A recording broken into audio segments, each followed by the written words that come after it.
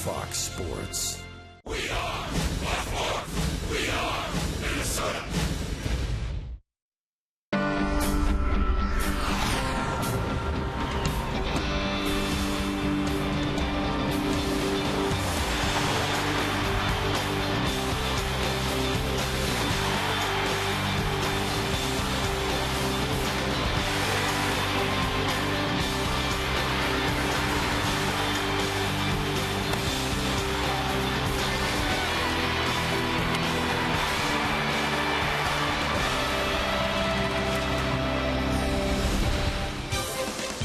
Rainy Saturday in the Twin Cities, but we'll play baseball. It'll be game 2 between the Tigers and the Minnesota Twins. The Twins looking up at 4 teams in the division. The Tigers looking up at 2 teams, and that's the surprise so far in the American League Central, that the Tigers are below 500 and not leading the division. Howdy, everybody. Dick Bramer, Bert Blynovan with you. It's Cowboy Hat Day here at the Target Field, and we will have baseball for you, and the Twins hope that they can get back on track.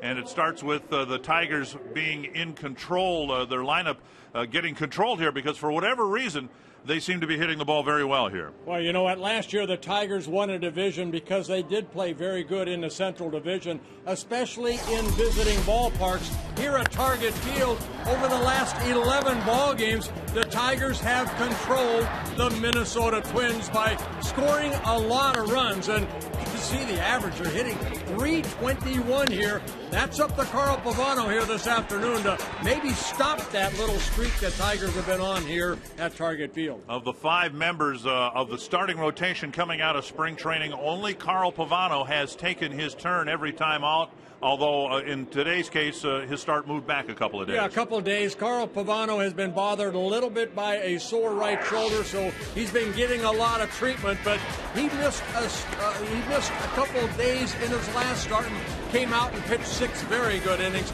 against the Brewers. He got a no decision in that ball game, but Carl Pavano, Ron Gardenhire, the manager, once would like him to go deep into the ball game. Just out of curiosity, when's the last time you were on a horse? A long time ago. Yeah, it's about 40 years. Now you have your boots on. I got my cowboy boots on. Show everybody your boots. I can't get my feet up come that on. high. Yes, you can. Oh! Here, look at that. Look at those boots. All right. Yippee-ki-yay. Ben Revere in the lineup today. We'll have more on the Twins right fielder when we come back.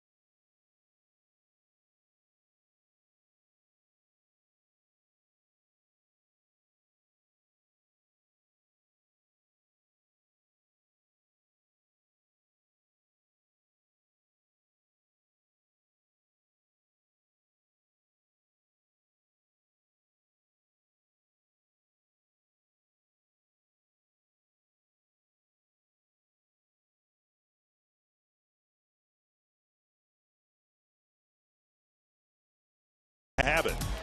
Last night, frustrations boiled over in a series-opening loss to the Tigers. Today, the Twins look to get back to their winning ways against Detroit. And we have not had any rain for quite some time. Nevertheless, this game starting about a half hour later than scheduled because of the threat of rain.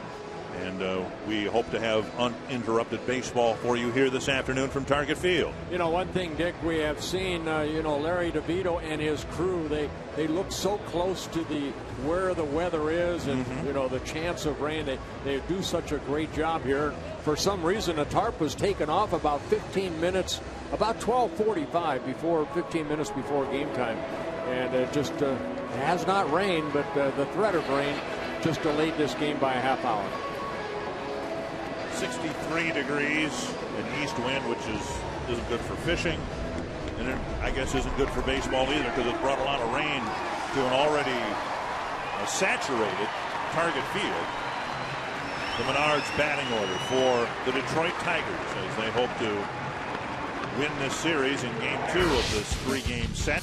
Quinton Berry leading off. Andy Dirks batting second. Miguel Cabrera, Prince Fielder, Delman Young, Brennan Bosch, Johnny Peralta, Alex Avila, and Ramon Santiago. Oh, this is the fourth game between these two ball clubs. The Twins sweeping the Tigers in Detroit in that 2-game series. And, Carl Pavano has not faced the Tigers yet this year. It's his 13th career start against the Tigers. We talked about it in the open. Carl was pushed back a couple days.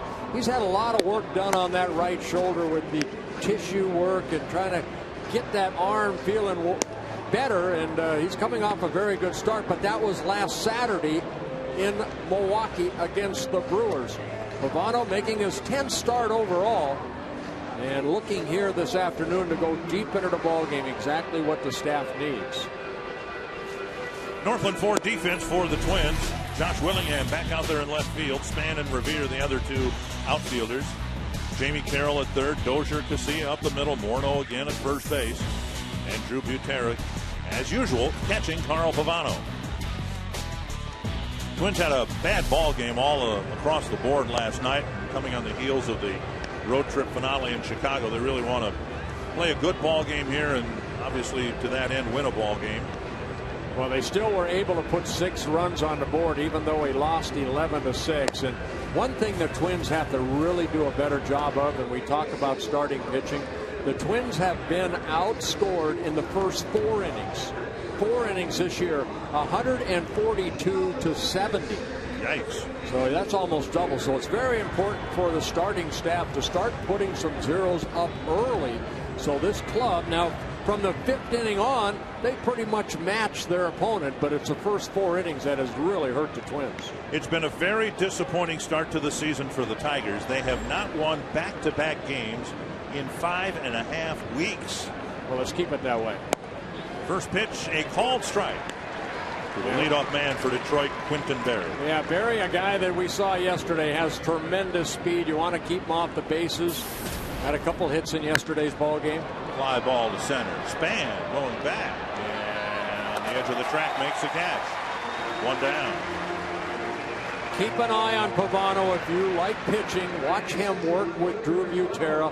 Inside, outside, changes speeds. I love it when he catches the ball from the infield with those big paws that he has. He doesn't use his glove to catch the ball. He just reaches that right hand out to catch that ball from Jamie Carroll. CC Sabathia does the same thing for the Yankees. 1 down. Here's Andy Dirks. Speed pitch that hits the outside corner. Yeah, Butera sat inside the ball over the plate, and Dirks was taking all the way. There, better pitch right there. Good fastball inside. 1-1. That's why I say sometimes you have to repeat. If you miss inside, go back in there again, and Pavano did that exactly. Hit to right field and hit pretty well. Revere back. Will play the bounce. And the throw to Casilla is cut off. And what do you know? Another double. Picking up where we left off last night. Yeah, there were 10 doubles in last night's ball game in the 26 hits by both clubs. 8th double of the year for Andy Dirks. Trying to go inside again, but this ball left up. And Dirks hitting it sharply over the head of Rivera, who has to play that little ball off the fence and then get it back in. Miguel Cabrera, the batter, with Dirks at second and one away.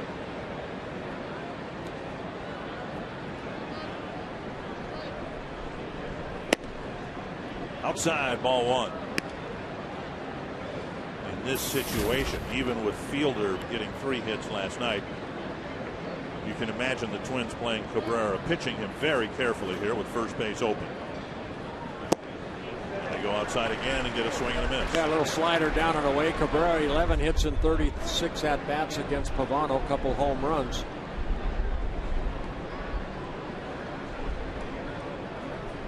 Cabrera 29 years old already in his 10th season at the major league level.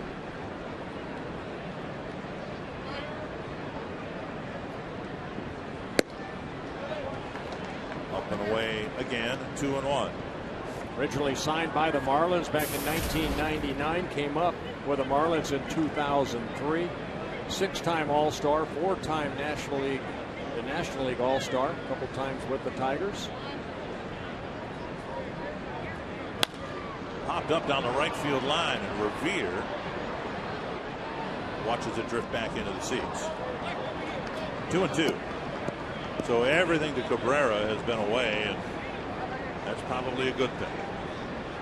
Well, what we saw, I think, in that Milwaukee series, I think we saw a fastball about 86, 87 early on, and then as the game went on, that fastball started to rise a little bit for Pavano, topped out at 89. Now they're going inside. Get it in there. Driven to the gap. We might have another double. Dirks is going to score. And Cabrera goes to second. It's 1-0. So they came inside, and Cabrera was waiting for it. Well, if you're going to go in, you have to go way in. This guy's still very quick with the bat. His 9th double of the year, driving in his 36th run. And how quick this Tiger ball club has put up some runs yesterday, and he's so far in the 3rd batter up. The Tigers take a 1-0 lead. Prince Fielder with 3 hits in the ball game last night. Change up over for a strike.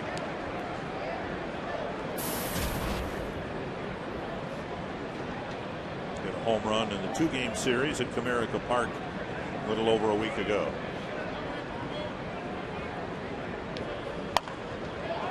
Center field. It'll drop for a hit. Cabrera around third. He'll score, and it's 2-0. So a quick start for the Tigers. They get a deep fly ball from their leadoff man, and now 3 straight hits. It's 2-0. Right off the end of the bat, Pavano took a little off, and Fielder a little out front, but able to hit it into short center field for the RBI single, his 28th RBI of the year. Not a bad pitch, but Fielder's such a good hitter for a big man. Career .282 hitter coming into this year. Quick start for the Tigers. Quick deficit for the Twins. Here's Delman Young. Pulled foul, 1 strike. Young with 3 hits, and he sprayed them all over target field last night.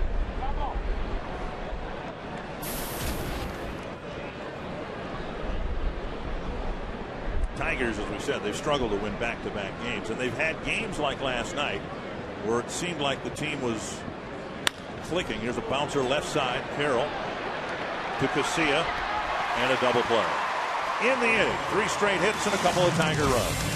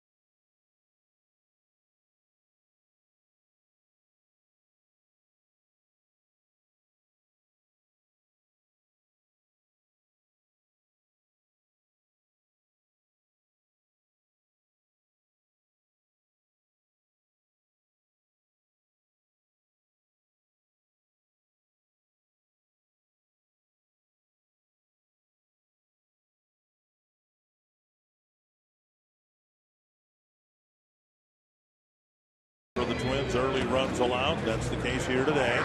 So the Twins will try to answer with this Menards batting order.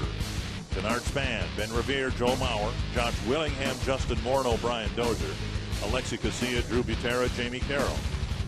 And on the mound, it'll be Max Scherzer making his 10th start, coming off an outstanding start in his last start in Detroit against the Pirates. 7 innings, he struck out a career high for him. 15 Pirates, all swinging, looking for his 4th win. The ERA high, he struggled in April, has picked it up a little bit here over his last 3 or 4 starts. See if the Twins do some bunting. We've got the Twins do have quite a bit of speed in the lineup. Most speed maybe they could have with Span, Revere, Casilla, Dozier, all capable of bunting. There's a strike on the outside corner. In Detroit, Twins dropped a bunt in front of Cabrera, and he made a great play, charging and making the play like Brooks Robinson. But you would think that would be an area where the Tigers would be vulnerable in the corner infield spots. A high fly to deep right field. This ball's back and off the wall. Span will get a double. Another double. And Span gave it a ride. Remember last night he started the game with a double to right center field, and this one looked like it might carry out. I think Span thought that ball was out. We've seen it in the past here at Target Field. Span hitting a ball like this and kind of putting his hand up like, I got it all. But I think he learned his lesson from there. Now this ball looked like it was going to go out, and then right off that limestone. And then deflecting back to the field, so not missing by much. One more foot is in the flower bed. Would have been his first home run. Instead, it's his 13th double. Here's Revere with Cabrera and Fielder pinching the corners.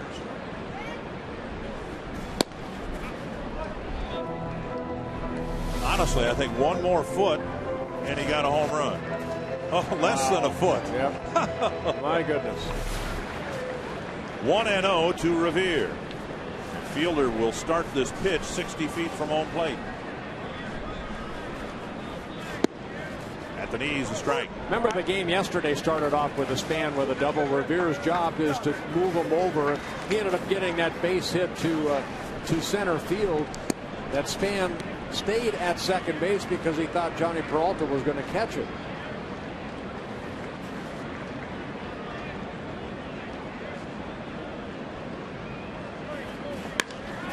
Off the glove of Cabrera. Span to third. He'll be held there. So Revere, as he did last night, backs up Span's double with a single. Right off the glove of Cabrera. Now with Cabrera having to, come in for the possible bunt, this ball hit sharply. Cabrera leaped right there. You can see how close he is. He's in on the grass.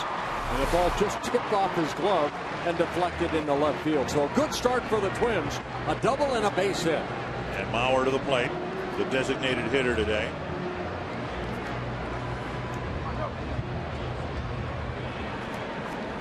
Scherzer's given up a couple of line drive hits.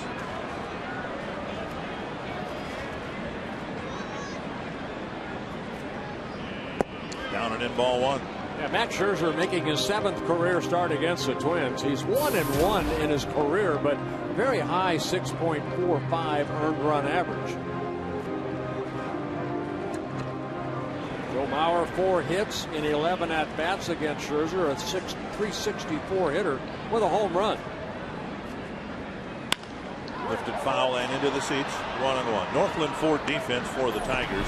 Andy Dirks is in left. Quinton Berry in center. Brennan Bosch in right. Cabrera, Fielder, the corner infielders. Peralta, Santiago up the middle. And Alex Avila, the Iron Man behind the plate for the Tigers.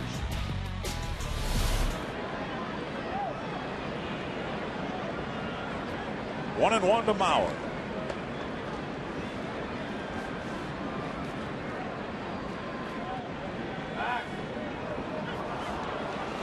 We mentioned before, that's the move right there that they're probably going to eliminate over the winter for next year. No more fake to third and throw to first. Actually, Scherzer did it the right way. We've seen so many times guys just step straight down and then throw to first.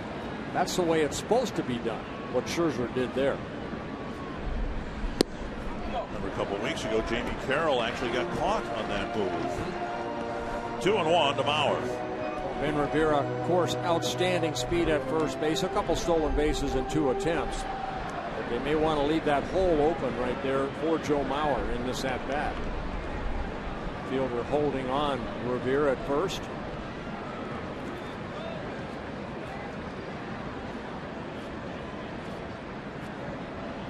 Inside, and it's 3-1. Willingham in the on-deck circle. Scherzer came into the ball game 48 2/3 innings pitched, 19 walks, but 63 strikeouts.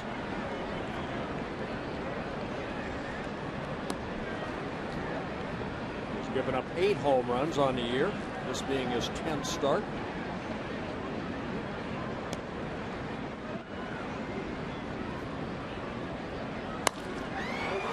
4, 6, 3. Run scores. It's 2-1. Well, Mauer will not get an RBI, but the Twins do make it a 2-1 ball game. Took something off this pitch. Scherzer, a sinker baller, gets Joe Mauer to hit the ball sharply to Santiago. And the Tigers complete the double play. For Mauer, that's his 11th double play he has hit into. Well, here's Willingham with the bases empty.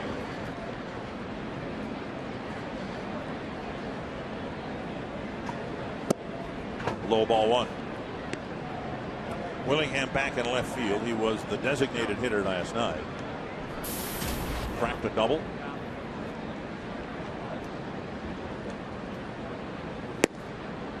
Two and 0. They said early on Scherzer was really getting under that baseball, and they're trying to keep him back. He's a guy that likes to work quick, stay back, over the head type delivery. See that ball right there, left a little high inner half of the plate. Willingham had a good swing but hit it foul.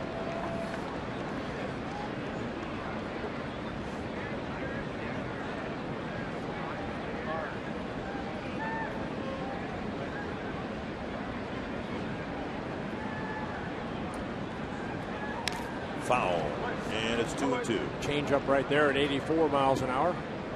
Well, he threw Mauer a change up on 3-1 and got the rollover ground ball double play. Now 2-1.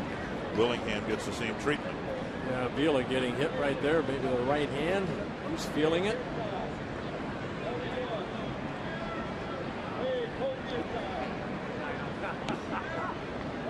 So Mauer get beat up last night behind the plate. Scherzer here in the first inning takes one off. Looked like the right hand. 2-2 to Willingham. Breaking ball got him. So Willingham called out on strikes. A couple of hits. The Twins get one back in the bottom of the first.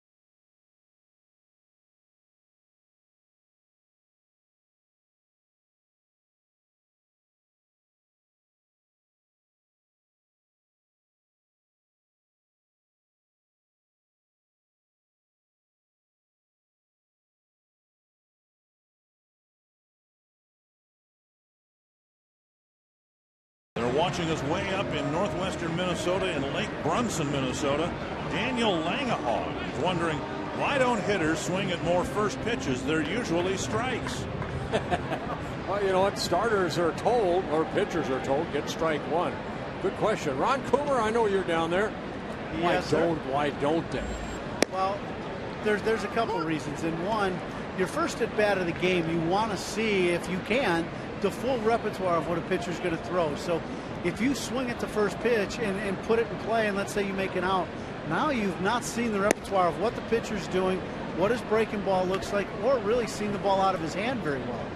To me, the one time that changes in my at-bats is when I had runners in scoring position. If I had runners in scoring position and I had a little book on the pitcher, I'd seen him before, then that would give me the opportunity to, if he threw a first pitch fastball that I liked, I would go ahead and let her rip, or even sit on a breaking ball if I really knew the pitcher. You really want to see as many pitches as possible, but you know, fans have a point about the first pitch fastball, usually first strike. Well, don't tell Delman Young that. He must have that book that you were looking at. Delman always swings. His book's a lot shorter, Bert. But you know what, as a pitcher, again, get strike one if you can. And you know, there's certain hitters that you know going into the ball game, they're going to take a couple pitches. And then you know you have the Delman Youngs that are going to swing at the first pitch. So your pitch sequence is a little different as far as what, if it's a fastball, where you want to throw that fastball to a hitter, especially a guy that does take the first pitch. Wade Boggs was one of them. You know, Joe Mauer's another one. I mean, right now, Boggs would, you know, he would hit, he wouldn't mind hitting 0-2, and I think we've seen Joe Mauer the same thing. They will take pitches. When you look at a guy like Wade Boggs, his approach never changed, though, from the first strike to if he got to 0-2 or 1-2. He was still looking to hit the ball the other way. That's the big difference between power hitters like a Justin Morneau, and then you take the difference of a guy like Joe Mauer. Pavano clips the inside corner, one away. And Pavano needs a better second inning, and it starts off in a positive with a strikeout, his first. You know, veteran pitchers like Pavano, you want to get them early before they settle in and find that groove. And that was a good groove right there. Good pitch to Bosch for the strikeout. Peralta takes outside, ball one.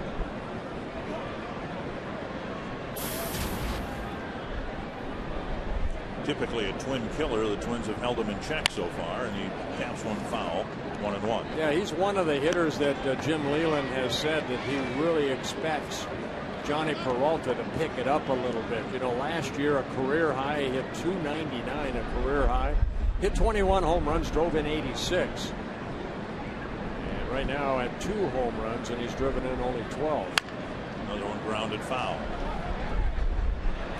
Started to say it. Top half of the first inning, the Tigers have had games like last night where it seemed like the lineup was going to click. Guys were getting hits in bunches and all that, and then the Tigers would have followed that regularly with a very disappointing game offensively. That's why they have not won back-to-back games in more than a month.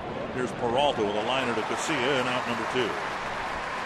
Now, Peralta in last night's ball game did not get a hit. He was 0 for 4, but remember, Ben Revere robbed him a couple times of hits, and right there he hit the ball sharply, but right at Casilla.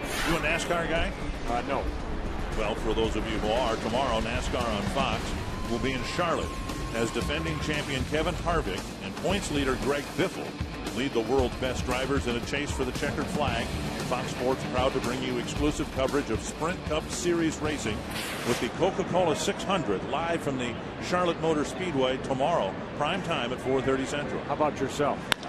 Here's a fly ball center field. And Pavano has a quick inning. I'd have to say no. I've only watched a couple of races. And Pavano has a quick 1, 2, 3 seconds.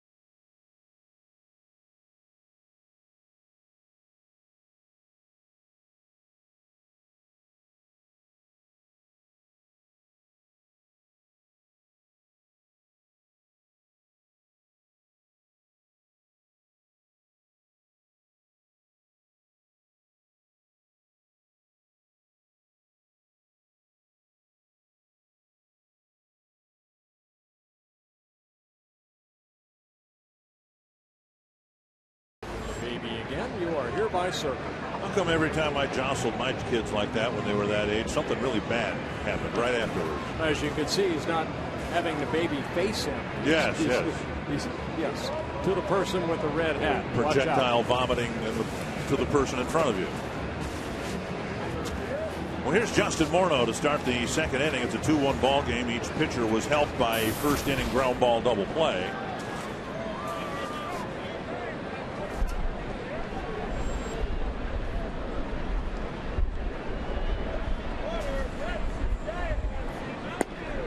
And a strike on the outside corner.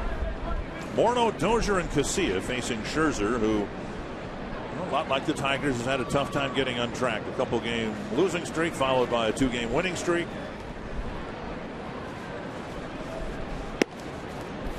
And that missed the inside corner. The Tiger rotation, it was thought, was going to be a strength, but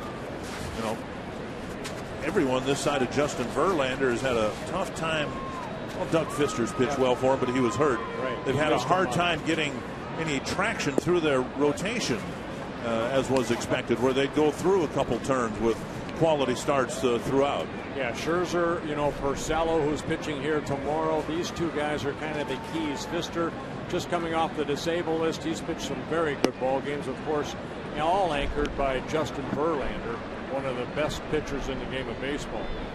But a guy like Scherzer, a 15-game winner last year, they need him to do what he did last year, and that's pitch almost 200 innings and win 15 ball games. Deep to right, we got a tie game.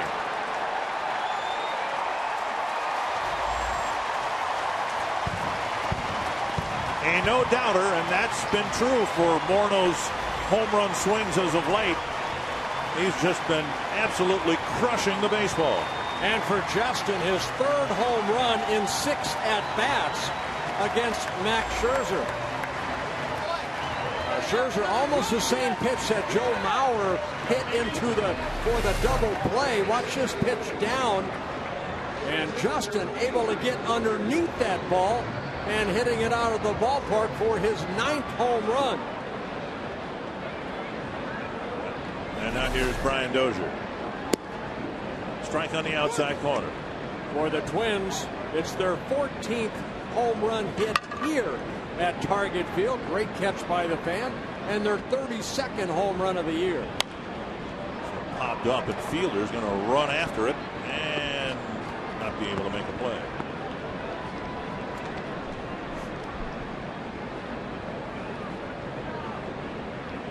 It's good to see Morneau swing the bat like we remember. And that's exactly what's happened since he's come off the disabled list. And maybe we shouldn't be surprised if the wrist is feeling fine. A lot of the awkward swings and poor at bats we've seen this year can be explained with just that, a sore wrist. Imagine what that must do to any hitter, much less a power hitter like Justin. Well, I think the big thing too is he's playing first base more on a regular basis. He didn't particularly want a DH, so he's out there playing every day. Feels like he's a part of the ball club a little bit more than just sitting on the bench and DHing. Scherzer picking up his second strikeout. I mentioned earlier he struck out 15 in his last start, a career high against the Padres. Here's Casilla. Outside, ball one. Against the Pittsburgh Pirates. Well, the Pirates are really struggling offensively. We'll see them later this year. But 15 strikeouts is 15 strikeouts. Backs up on Avila, and he makes a good play. Casilla bunted it in the air. It had backspin on it and actually rolled or bounced back to the catcher. Well, this coming in Detroit against the Pittsburgh Pirates, all 15 strikeouts, swinging strikeouts. The last person in the major leagues to have 15 strikeouts in a ballgame where they were all swinging strikeouts was Johan Santana when he did it against when he was with the Twins. Drew Butera with the bases empty and 2 down. The Twins do try to bunt on the Tigers, but it was a poor bunt. Still would expect over the course of this series, maybe even this game yet, see the Twins continue to try to bunt. Hope that they drop down better bunts than the one we just saw. Strike over the inside corner, 1-1.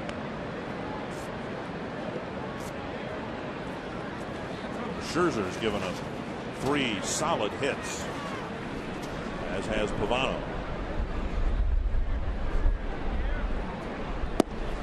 1-2. Good slider right there. Good location by Scherzer. Scherzer in his 3rd season with the Tigers. Originally came up to the major leagues with the Diamondbacks back in 2008. Traded over in the winter of 2009 to the Tigers. 2-2.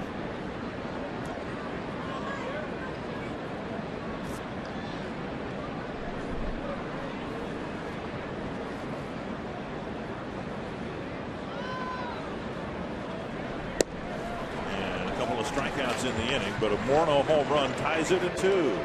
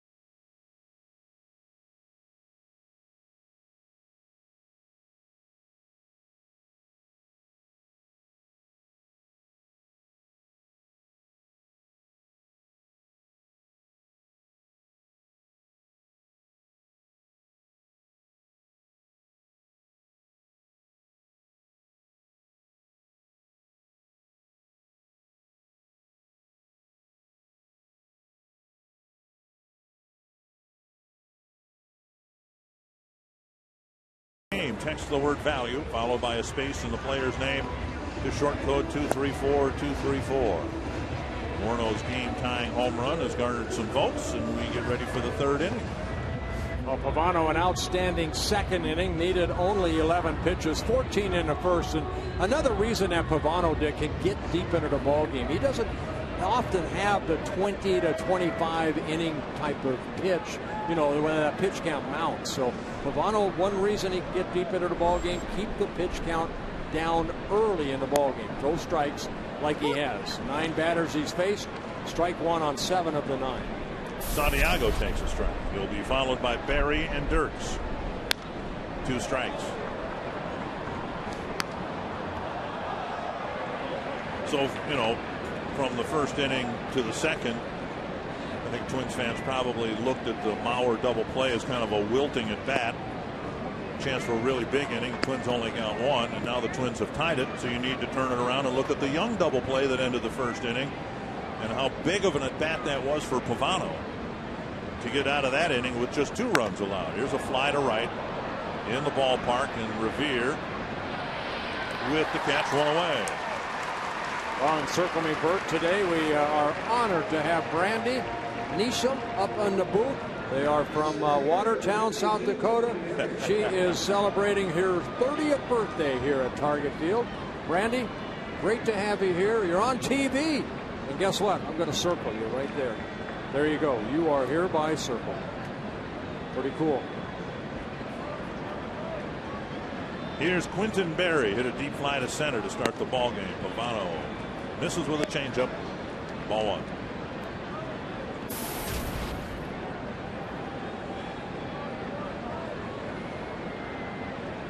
There's a changeup that floats over for a strike. The Twins are hoping that not only Pavano, but the rest of the rotation, in whatever form it takes, and the Twins announced Francisco Liriano will rejoin the rotation on Wednesday.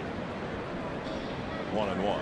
And another changeup. What a great changeup. He's backing it up, I think, from 81 to 79 to 77. You know, Frank Viola could do this, I mean, with the best of them. You know, throw a changeup off a changeup. You know, when I first came up in the early 70s, it was like, you know, you never follow a changeup with a changeup. You allow that hitter to kind of time it, but my goodness. And then he tried to sneak that fastball inner half of the plate. And just missed. The Twins are hoping that Pavano and the rest of the rotation can forget all about what's happened so far this year and pitch much better than they have. The starting rotation is a fly ball flipped to left, and Willingham is there to make the catch out number 2. The starting rotation, all 9 pitchers who've been in the rotation come into this game with an ERA of 6.49. Right, way too high, but we have seen a lot of new faces. P.J. Walters coming off a complete game victory in his last start. Scott Diamond has 4 quality starts. Cole DeFries, now he's going to make a second major league start, you know, coming up here on Tuesday, I believe, or Tuesday. You know, this will be exciting for him. At home. Yep, at home here. And you know what? Some new faces, some new opportunities. That's what I call it. There's Cole DeFries right there watching, and I know he's anxious to get back out on that mound. 1 strike to Dirks and a grounder foul. But just imagine that, an ERA of 6.5, and that the Twins have played 45 games and only won 15. It might not end there, but the problems begin right there with that bloated starting ERA. Yeah, will they ever get it down to respectability? Don't know. It'll take time, but you have to look at it. There's a fly ball to right field. It's deep, but it's foul and back in the You seat. have to look at it, Dick, that, you know, what's behind you can't do anything about. You have to throw it out the window, and hopefully these young pitchers getting an opportunity like Diamond and Walters take that opportunity and have a solid year for the Twins. Nick Blackburn had a bullpen session today, and he's going to be sent out on a rehab assignment, a couple of starts at Rochester, and then the hope is he'll come back and pitch to form. 1-2. You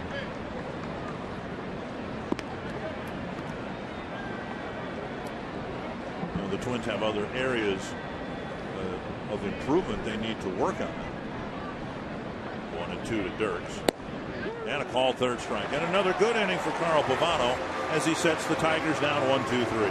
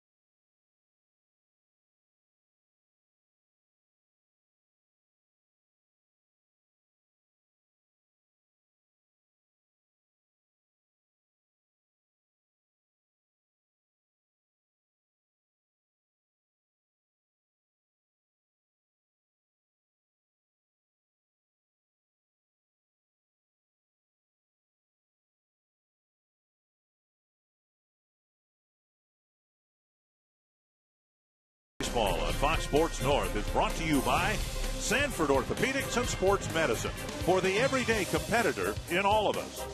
By CenturyLink, a different kind of communications company.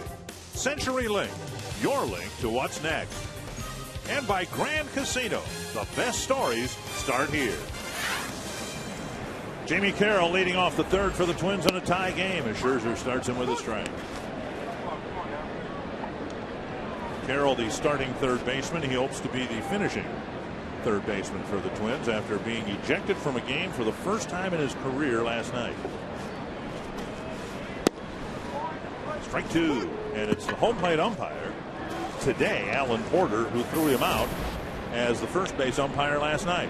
I think you mentioned last night, Dick, that if you know Jamie Carroll, I mean, this guy, I mean, just goes about his business. He's a quiet guy that, you know, doesn't say much. And those guys usually, when they speak up, you know that they were probably right, which your replay showed he was safe. But, you know, that was last night. Porter behind the plate. Hopefully, you know, let bygones be bygones and play the game of baseball. The problem is Porter apparently heard something that Jamie Carroll didn't say. There are magic words that, if used, will automatically get you tossed. And Carroll denied saying anything that he felt was worthy of being, causing an ejection from the game. Scherzer strikes him out swinging for the first out of the third. Scherzer picking up his fourth strikeout. And Scherzer came into the ballgame with a 15 strikeout performance in his last start. 63 strikeouts in 49 innings pitched. Span came within inches of his first home run. He banged one off the limestone for a double and scored on Mauer's double play grounder. You know, we've talked about Morneau, and now we're seeing from Justin the type of at-bats, the production that we grew accustomed to seeing when he was healthy. Same too, I think, for Span. We're starting to see him drive the ball more rather than, you know, hitting little flares to left field. I mean, he's hitting the ball with much more authority. And he's really enjoyed hitting here at Target Field this year, coming into this ball game, hitting .359 here at home. 1-1 to the Twin center fielder. Changeup floats down and away, 2-1. Do you like the umpire to throw you the ball when you got a new one, or did you prefer your catcher to it? It didn't matter. You know, Steve Palermo had almost a pitcher's arm. He would throw it back harder to me than I would throw to home plate, so I didn't like him throwing the ball back to me. I wanted the umpire that would lob it to me. Another changeup to even the count. Good pitch, great location. Span crushed a fastball. And now Scherzer's trying to get him out with off-speed stuff. Again, very good fastball in the low 90s, slider, then that very good changeup.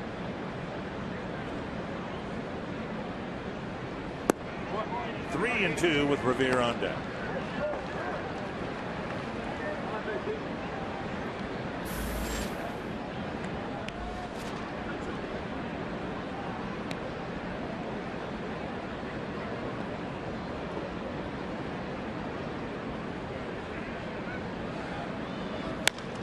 Chopper to second. Santiago is there.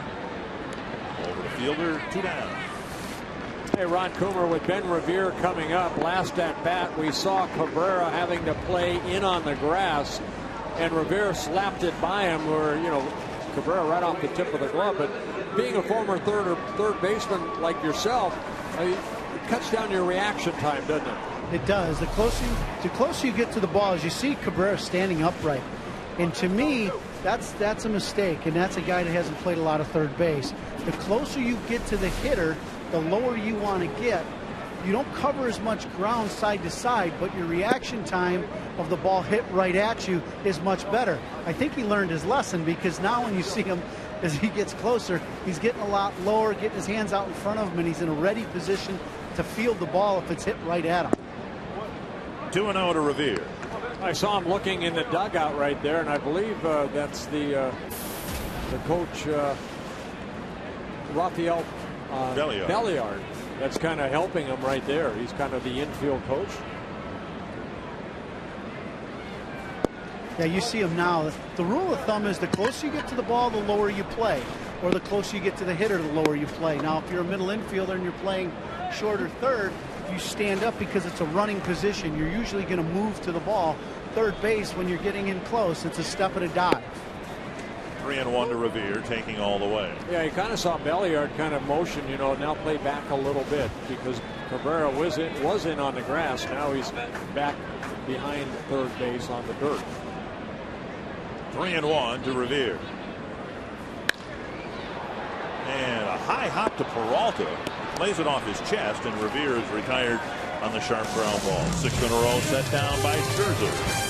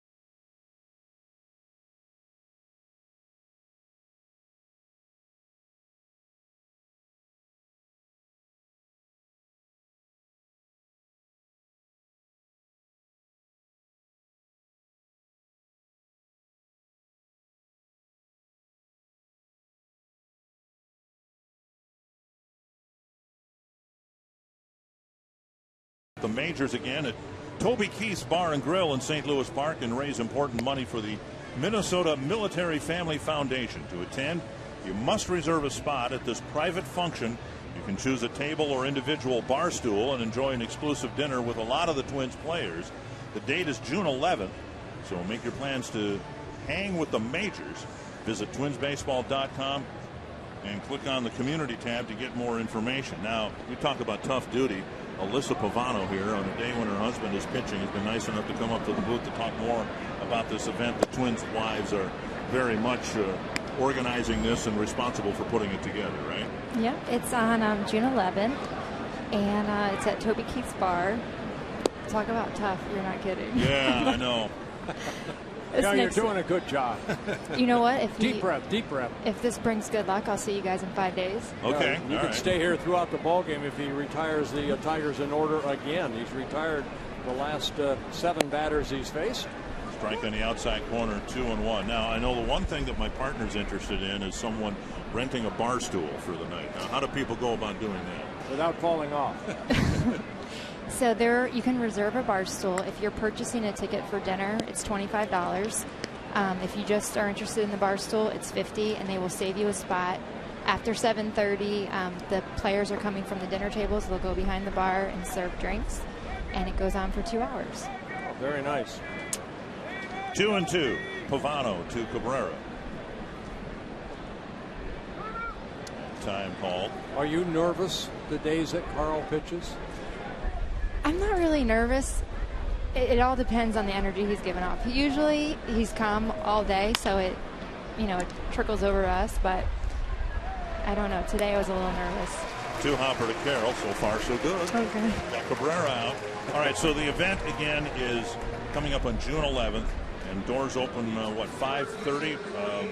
Actually, it says here guests with dinner tickets will be able to enter at 5:15, be escorted to the tables, and then the players who are going to be there would be available for pictures and autographs, things like that. They're going to have an autograph table. Okay. There's a silent auction, and the general public will be admitted after the dinner, so it will be a total private event for those that purchase the dinner ticket, which will make it a much nicer than it's been in the past. It got a little crazy with everyone being able to come in, but And so this is only one event that the wives seem to put their name on. I know you guys came out with a cookbook. Yeah. So many great things that the players' wives do. Of course, the players sometimes on the road, you guys get together while they're on the road and come up with ideas on how to give money back to the community. And everybody, all the wives, so involved. Everybody contributes. They all do their part, and there's so many good ideas.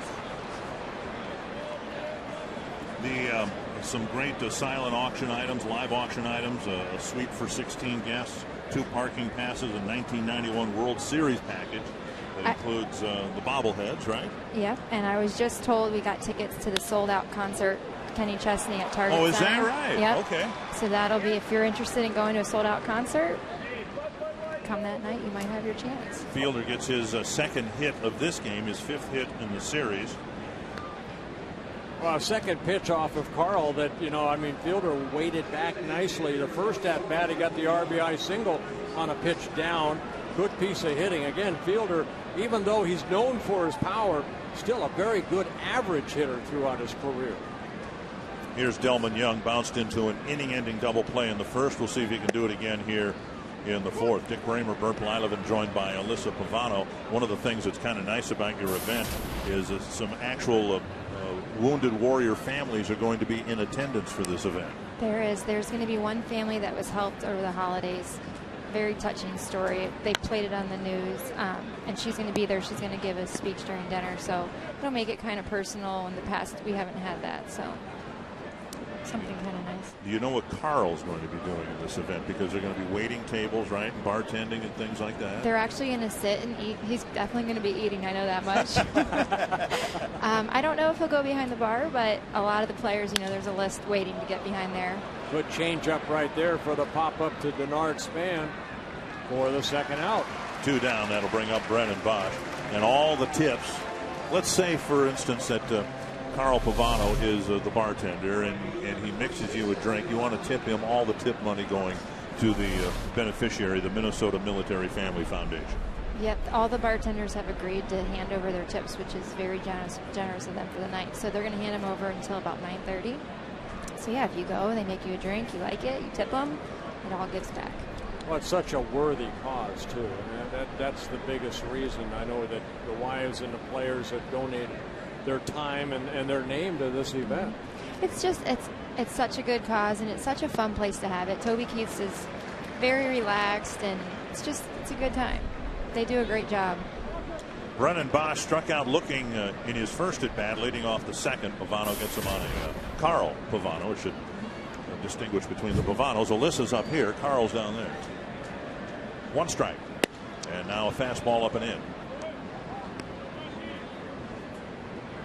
Tigers got the first 2 runs. Twins got one back in the bottom of the first, another one in the bottom of the second.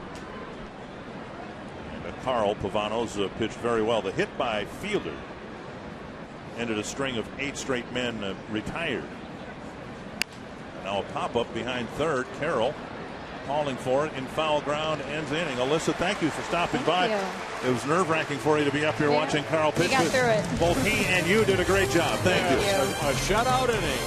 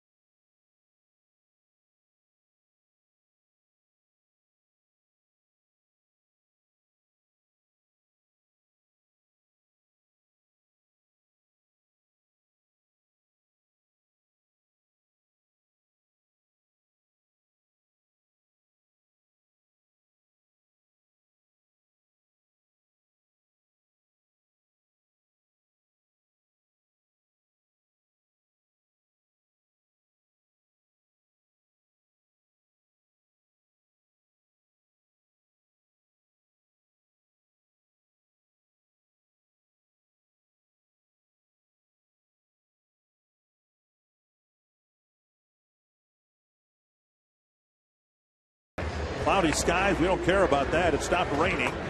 The start of this game will move back, I guess, technically about 20 minutes. And the fans here able to get their cowboy hats.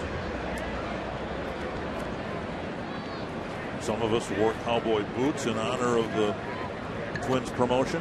Some of us did not. Well, as I mentioned, my boots are down in Florida.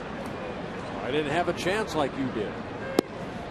Strike on the outside corner to Mauer. Twins had a chance for a really big inning in the first inning. Span nearly hit a home run, got a double. Revere lined a single off the glove of Cabrera. First and third, nobody out, but then Scherzer got Mauer to bounce into a double play on a changeup. And he delivers strike two. Twins got one run, and then Morneau crushed a home run in the second to tie it.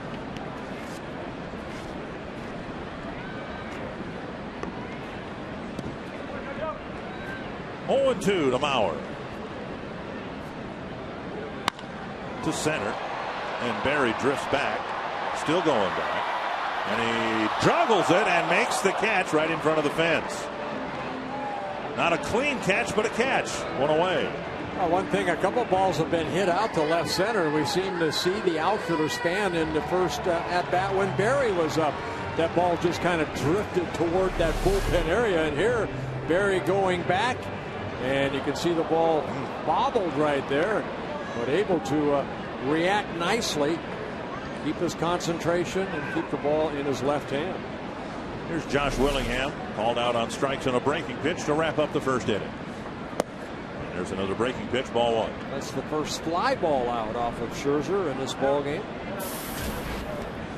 He has 5 ground ball outs, 4 strikeouts. Willingham, his first strikeout victim. 1-1.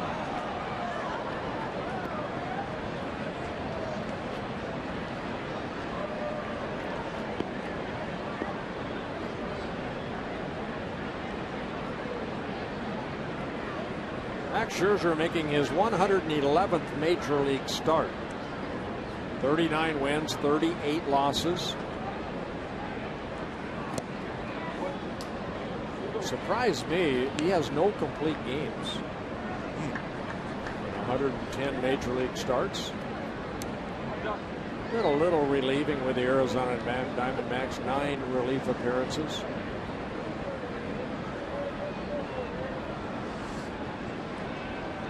2-1. And now 2-2.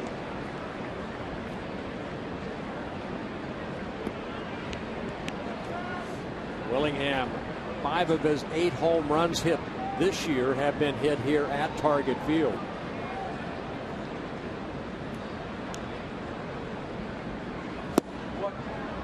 And now a full count.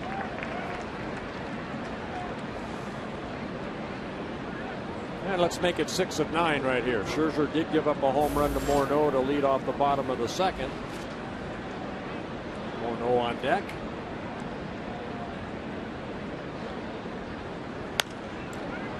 Popped up back into the seats. And Willingham will get another 3-2 pitch. Fastball clocked here at 95 miles an hour.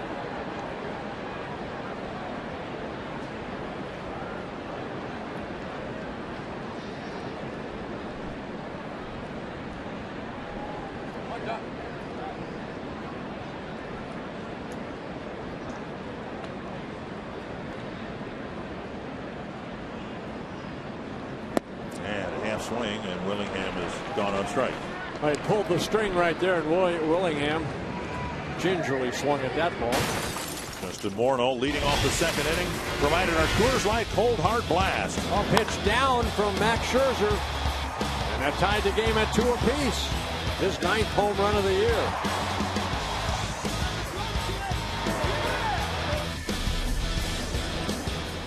Scherzer hasn't given up a base runner since the Morneau home run. Up the middle, hit right at the shortstop Peralta. Morneau gone on 1 pitch, and we'll head to the 5th, tied at 2.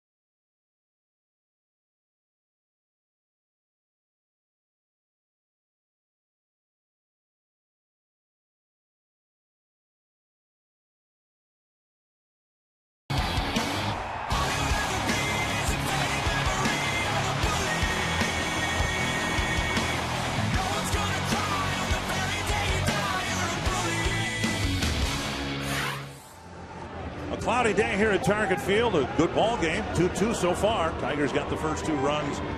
Twins have matched it. Kevin Gord, Ron Coomer, Bert Blylev, and Dick Bramer here as we go to the 5th inning, bottom third of the Tiger lineup.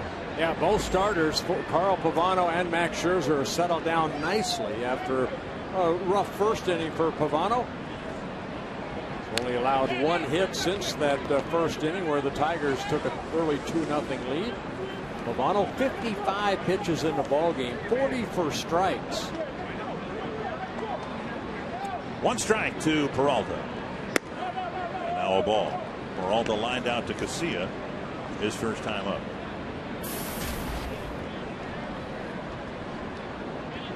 Peralta, Avila, and Santiago. There's a high fly to left. Playable for Willingham.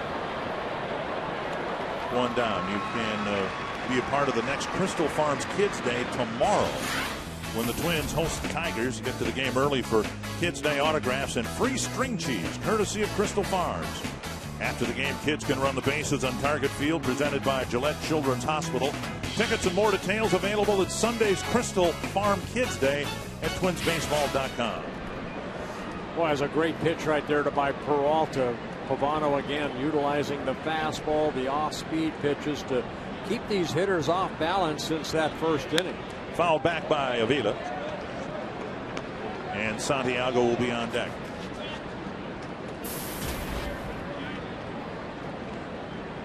Avila with a fly ball to center, his first time up.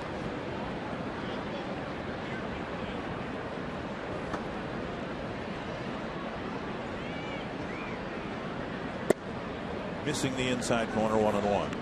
I think we've mentioned before, Dick, Avila last year caught in 141 ball games.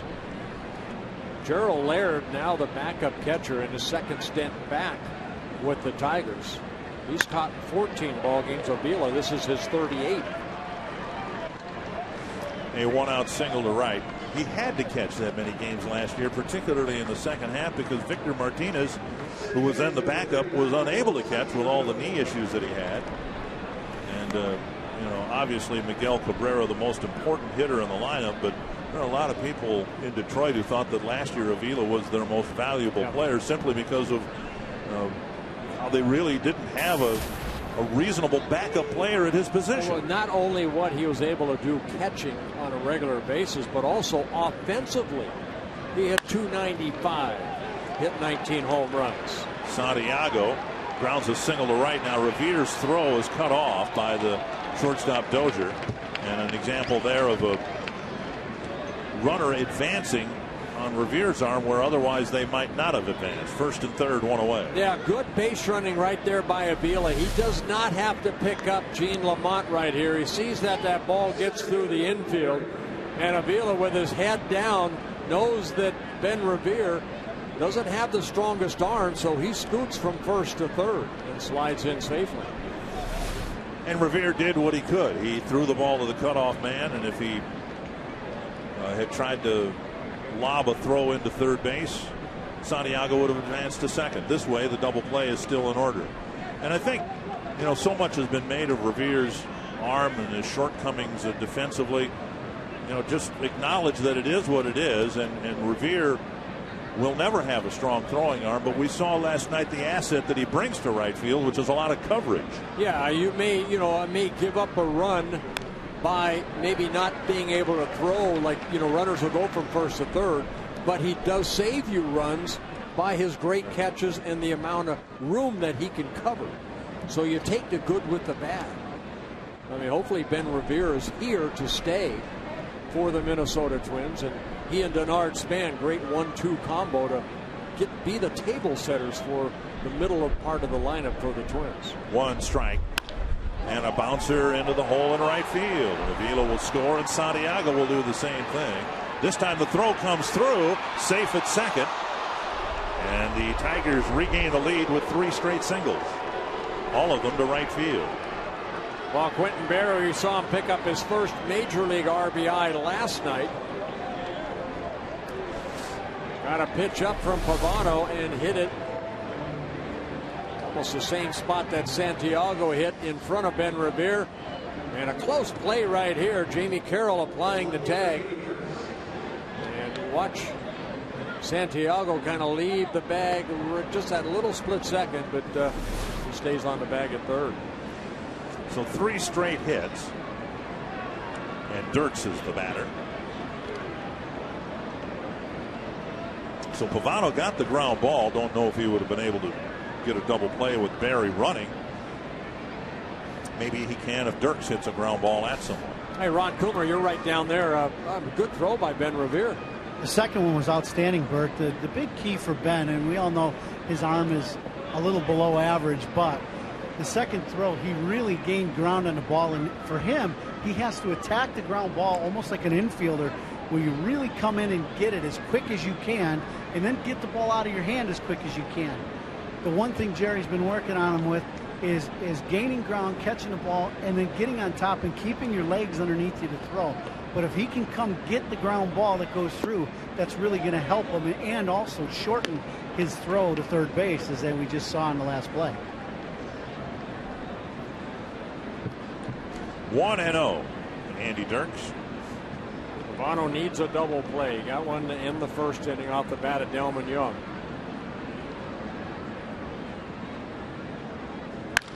Instead, a blast to the gap in left center field will score at least one. Barry rounding third. He's going to score, and it's a 2-run double and a 3-run inning. And another double in this series so far. Dirks gets his second double of the ball game. Pitch left up again, and Dirks, good piece of hitting, just went with it. Take a look at the pitch. About belt high away, and Dirks not trying to pull it, just hits it into left center. And by the time that the outfield can get the ball back in, Barry, with his speed, scores all the way from first base. Tigers got 2 runs in the first on 3 straight hits. Now 3 runs in the fifth on 4 straight hits. And it won't get any easier with Cabrera and Fielder, the next 2 batters. Quick trip to the mound for Rick Anderson.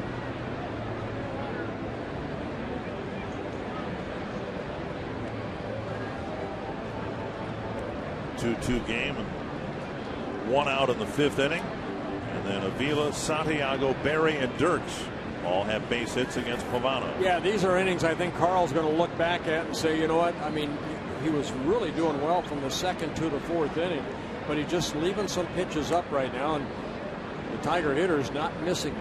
Brian Dunsing warming up.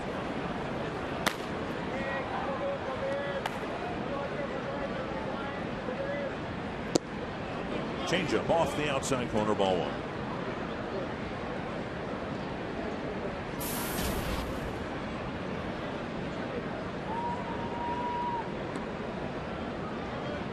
Tigers got 16 hits last night, 8 already today, and there's another one driven to the gap. Revere's going to be able to cut that one off, but Dirks is scoring the 4th Detroit run of the inning. 5 straight hits. Well, we saw this in the 2nd inning last night against Anthony Swarzak, where the Tigers put up 5 hits and scored 4 runs. So another crooked number put up by the Tigers. Cabrera getting his 2nd hit, driving in his 2nd in the ball game, now with 37 on the year. And here's Fielder. So now 25 hits for the Tigers in this series, but not 1 home run. And I'm not the least bit superstitious. You get Fielder at the plate here. If he hits a home run, it will not be, because I mentioned they haven't hit one. I don't think we have anything to do with what happens on the field. If we did, I think our record this year would be different. We wouldn't have never lost. Another solid hit to right field. Cabrera will go to 2nd. He's going to try to advance, and he will reach 6 straight hits. And they've all been solidly hit. There was 1 ground ball single in the midst of this cluster. But Ron Gardenhire is going to have to come out and get Carl Pavano, who can't get the 2nd out of the 5th inning. So Cabrera advancing to 3rd. And well, that's how quick the game can change right there. Pavano, after the 2-run first, settled down nicely, but here in the 5th inning, got Peralta for the first out, but now the attack of the Tiger offense gets Pavano out of the ball game. 6 straight hits, and the Tigers have a 4-run lead.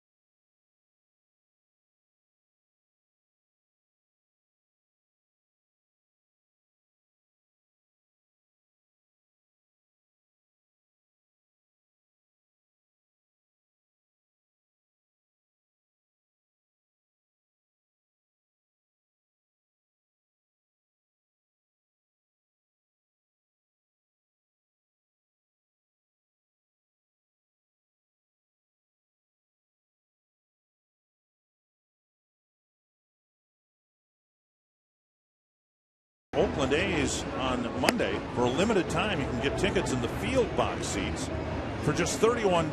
It includes the game against the A's, and you can take advantage of the deal at twinsbaseball.com. And while you're at it, check out the other great ticket offers for upcoming games here at the ballpark. Delman Young will hit against Brian Dunsing, who had kind of a rough outing in his last game against the White Sox. Yeah, as a reliever, that ERA will go up. He gave up that grand slam to Diaz a couple nights ago in Chicago. But 21st appearance for Brian Dunsing.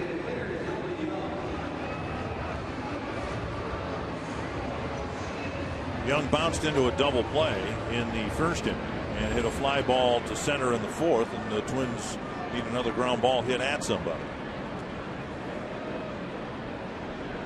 Dunsing had been so good against lefties, jolted by Diaz's grand slam. Now here's a ground ball to short, and it'll go 6-4, 3. That's a good relief appearance right there. That's what you want out of a reliever. One pitch and 2 outs, and the now Twins let's are get him coming a off the win. field.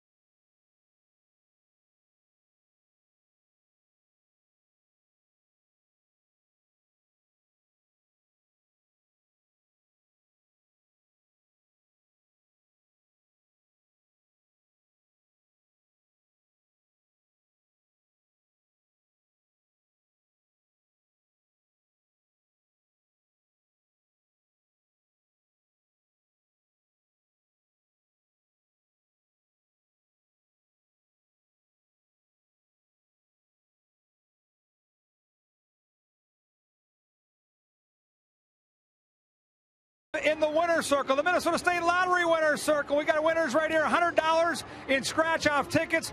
Jerry took his grandsons all the way to Target Field from North Dakota. Zach is turning 7. Of course, Maya's helping out. What a thrill to be here with your grandsons. One of their birthdays. Free cowboy hats and now $100 in scratch-off tickets. It doesn't get much better than this, Jerry. No, it don't. You came all the way from North Dakota. Any worry about the rain out? No, well, we were concerned this morning. We were coming in the rain up from the Mall of America. Thank you. But it's beautiful. It turned out awesome. Well, happy birthday, and obviously thanks for coming from North Dakota to enjoy the ball game. You've been circled by Bert Blyleven. You've also got a special guest who's watching this, Tony La Russa, World Series cred in our booth right now. So a lot going on here at Target Field, guys. Yeah, Zach, happy birthday to you. And we are very happy to have Tony La Russa stop by for a half inning. Brian Dozier with a swing and a miss, 0-2.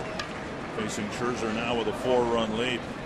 Tony, and speaking of North Dakota, that's actually what brought you to the upper Midwest, right?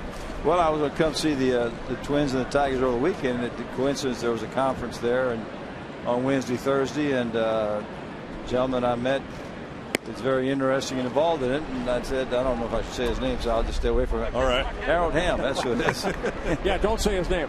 Yeah, well, I think everybody knows Harold there in North Dakota, and it's just such a fascinating story. I said, well, if you're ever there, I'd love to go just see what's going on. So I was there Wednesday, Thursday. We went out to one of the rigs on Thursday. It was just one of the darndest things I've ever been a part of. Really? Oh, yeah. Exciting. I bet. You've been here to Target Field before, but, actually you guys opened up Target Field. You managed the first games here. That's right. Beautiful ballpark. It's not the Metrodome, but, it's... Some wonderful memories of that place. Yeah. Any good? Most of them not. We had a couple of highlights there, but I'll tell you what we talked about. The competitions that we have. I was talking with Tom Kelly yesterday. The competitions that those teams had, the A's and the Twins, were just classic. Really good baseball. A lot of hard, aggressive play. No cheap shots, no BS. It was really a pleasure. You've been in the game so long and managing so long. And first of all, congratulations on your managerial career. Thank you. Outstanding. And to leave as a World Series champ, that had to be something special, too.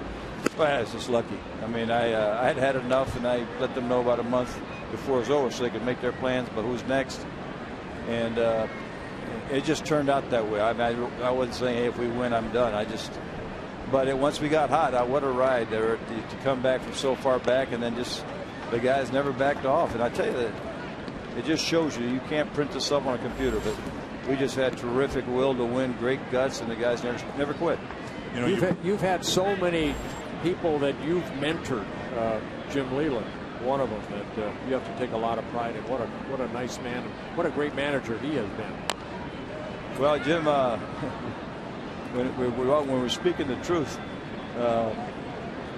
when Jim came and coached in Chicago in '82, he had already managed 11 years minor leagues. So when we speak the truth, Jim knew more about managing than I did. And when we started having our conversation, we were together 5 years, and he mostly spoke and I listened. I think there's nobody better in our time. The only guy that comes closest maybe Tom Kelly. I thought both of them were the best I've been around. Boy, Scherzer getting into a little strikeout mode like he did against the Pirates. That's strikeout number 7 in the ballgame. 11 in a row set down by Scherzer. Well, Tony, we might need some help on our AT&T trivia question. Here it comes. 2 gone on the 5th. The question is, before Max Scherzer, who was the last Tiger to strike out 15 batters in a game. Did Blyleven ever pitch for the Tigers? He never pitched for the Tigers. I'm going to say it's a left-hander that had some great years in the 70s. Lolich? Yes. That's my guess. I believe he holds the Tiger record at 16. I know one thing. If you're in St. Louis, they will never, ever forget Mickey Lolich in 1968. Because the Cardinals up 3-1 are about as sure of bet. I mean, they had such a wonderful team executing great. And the Tigers came back and beat them, and Lolich was right in the middle of it. Yeah, ding, ding, ding, ding, ding. We won. 2 strikes to Butera. Checked his swing, but he went. And now Avila will have to throw, and he does. Tony, you didn't generate any offense for us. In fact, we struck out the side while you were here. Gardy's not happy with me. I apologize. Thanks very much. Thanks, Thank you.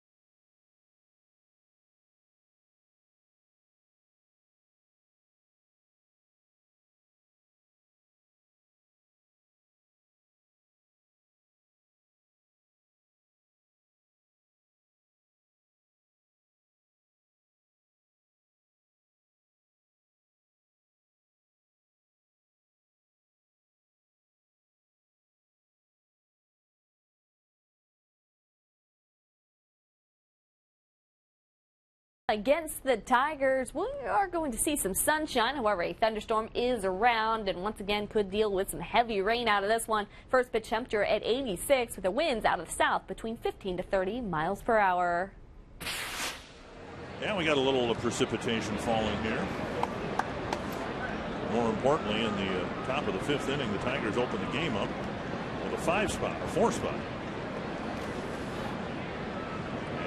Brian Dunsing finally got the Twins off the field by getting a ground ball double play. Yeah, only one pitch thrown by Dunsing, making his 21st relief appearance. Bosch will lead off the 6th. Ball 1, now ball 2.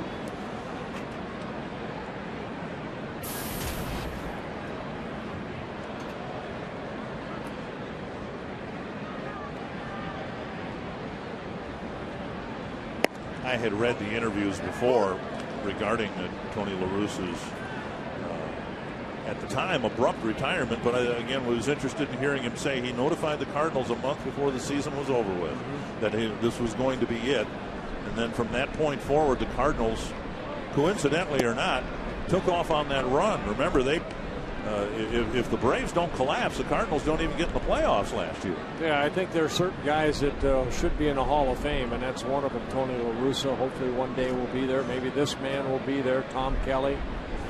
A lot of great managers, and it's great to see them together yesterday on the field. We showed you TK showing a little golf swing by the bat. I asked Tony about that. I said, what's all about that? He said, TK was going about how not to hit the ball. Don't do this because you're not going to be very good. 3-2 to Bosch.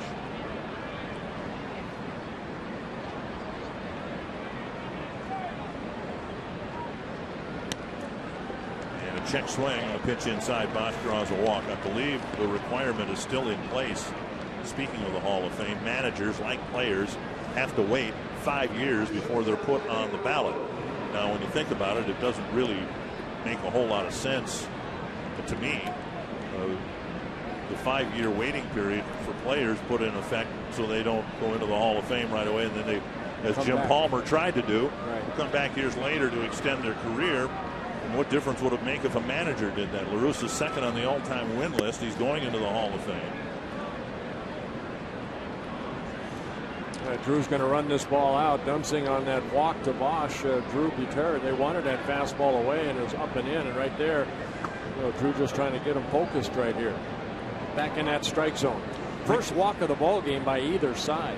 Regarding Dunsing's surprisingly poor performance in Chicago, Ron Gardenhire addressed not just that one individually, but some other relief appearances that have not been very good. Jeff Gray had one in Milwaukee, and it's the manager's contention, of course, that hard to prove one way or the other, but Ron Gardenhire claims it's because the bullpen has been overworked. Oh, for sure.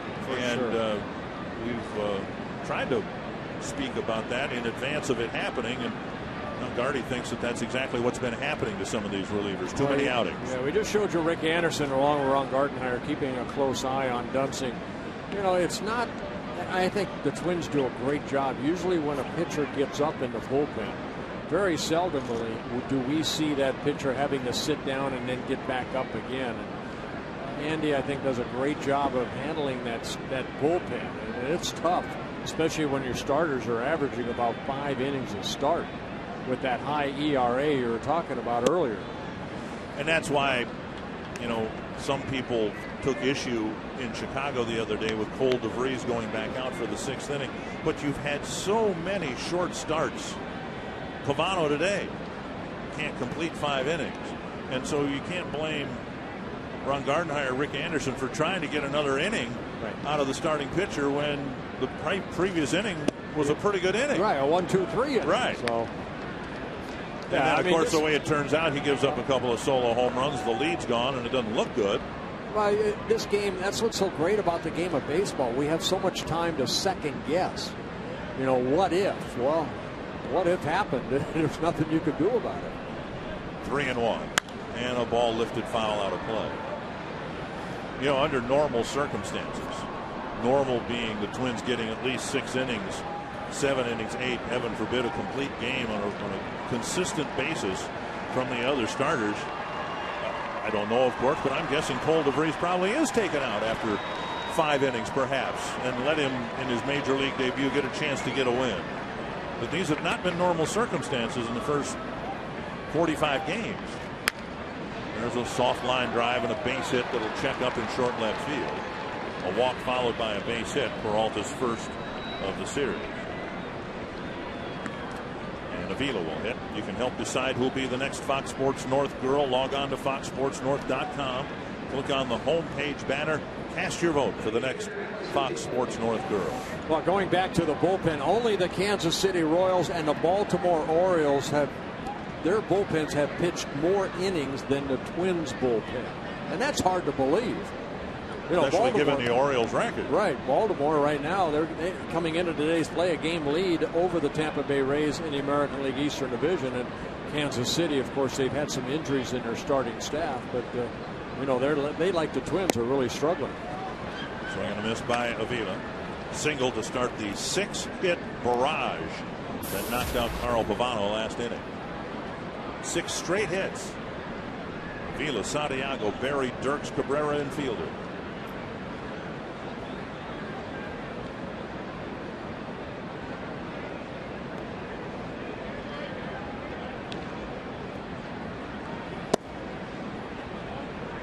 You know, the very thing every team is concerned about August into September, an overworked bullpen.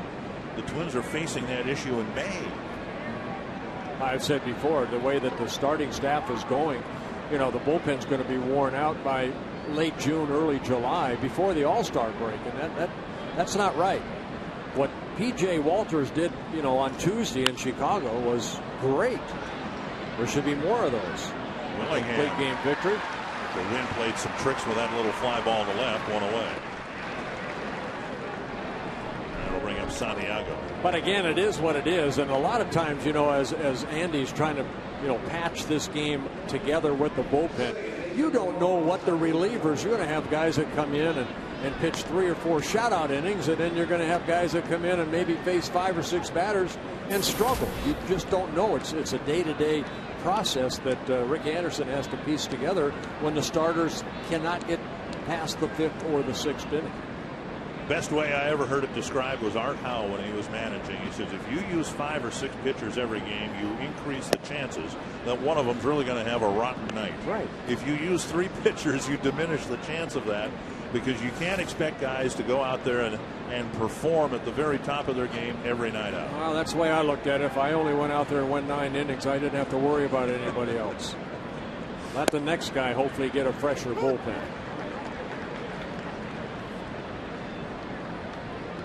One and one. Tigers came into this game with Justin Verlander taking a tough defeat in Cleveland, 2-1, but he pitched every inning of the game. And he struck out the side in the bottom of the 8th inning and throwing, they said, a fastball over 100. Bouncer to third. There's a step on the bag. Carroll throws across, and Dunsing gets another ground ball double play and pitches a scoreless 6th inning.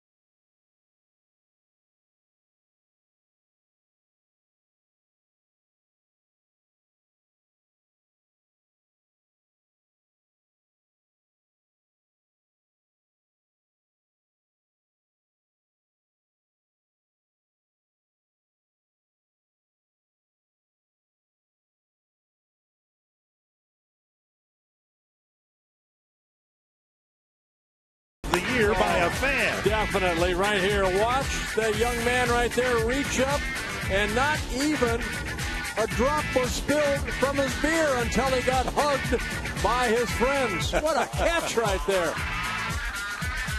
And we showed a little bit longer, then it was finally a little bit fell out of that cup. But what a great catch. The Frost Brewed Coors Light freeze can. And he's still smiling. I bet that's not the same beer either. Morneau hit the home run in the second inning. We're in the bottom of the sixth right now. And if it is the same beer, I'll buy the next one. That was a heck of a catch. Yes, it was. Jamie Carroll leading off the sixth. Scherzer has settled into a groove. He's retired a dozen in a row. And a little strikeout streak that he's on. He's retired the last 3 outs on strikeouts. 8 strikeouts so far in the ball game for Max Scherzer. No walks. He's given up 3 hits to the Twins. All of them coming in the first 2 innings. Slap foul, 1 and 2.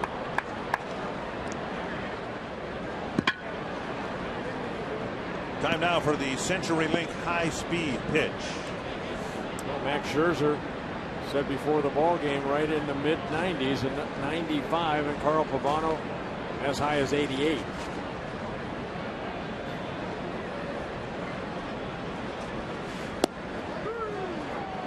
Carroll called out on strikes. He has struck out twice today, and we'll have no words with Alan Porter, the home plate umpire. 4 straight strikeouts for Max Scherzer. His 9th of the game. Let's see what Foxtrack says. Right at the knees. So 1 down, a perfect second trip through the batting order, and now 13 straight set down by Scherzer. Here's Denard Span.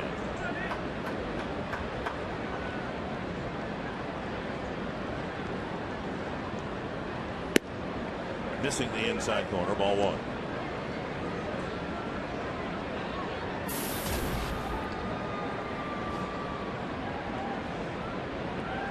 Just reflecting back on our guest last inning, Tony La Russa. Here's a high drive. This one might have enough. Span with a home run, his first of the year.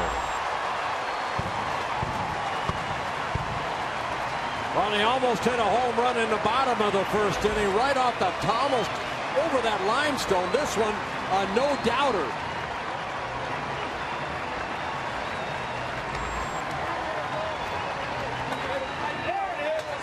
There's Paul and Minnie shaking hands. Fastball, and Span hits his first home run of the year. And for Span, his first home run since May 23rd of last year. So more than a year between home runs, but almost a 2 home run game here today. Here's Revere taking ball 1. And now a strike. Again, Span continues to drive the ball and pick up extra base hits. And Revere drives one over the glove of Santiago. The Twins have something going here after 13 straight were retired. Span's home run might have loosened him up a little bit. Ben Revere, we saw the Tigers, get 6 straight hits. Hitting is contagious, as Ron Coomer and Roy Smalley talk about in our pre and post and doing games for me. But right there, Revere gets his second hit. If you're hitting the road, take the Twins with you. Subscribe to MLB.TV today to see every Twins out-of-market game live online and on your favorite devices in HD quality. Visit twinsbaseball.com to order and get more details. MLB.TV, baseball everywhere. Home territory blackout restrictions apply. Here's Mauer with the rain coming down harder now.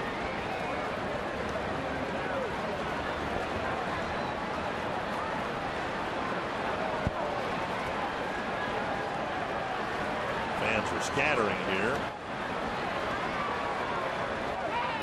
Mauer drives it to left with Revere taking off. It's down for a hit. Revere will go to third. So in the midst of this rain shower, this cloudburst nearly, the Twins have 3 straight hits, and now Willingham comes to the plate as the tying run. Yeah, Scherzer was really shutting down the Twins, retiring 13 straight. so far after the strikeout of Carroll on a great pitch down and in. He's leaving some pitches up, and Maurer just slices the ball down that left field line.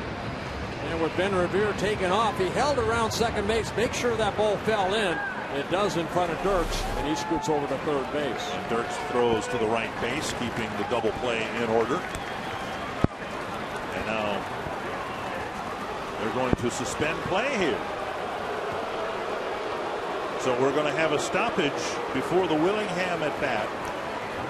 And Larry DeVito's grounds crew will get to work here, covering the field.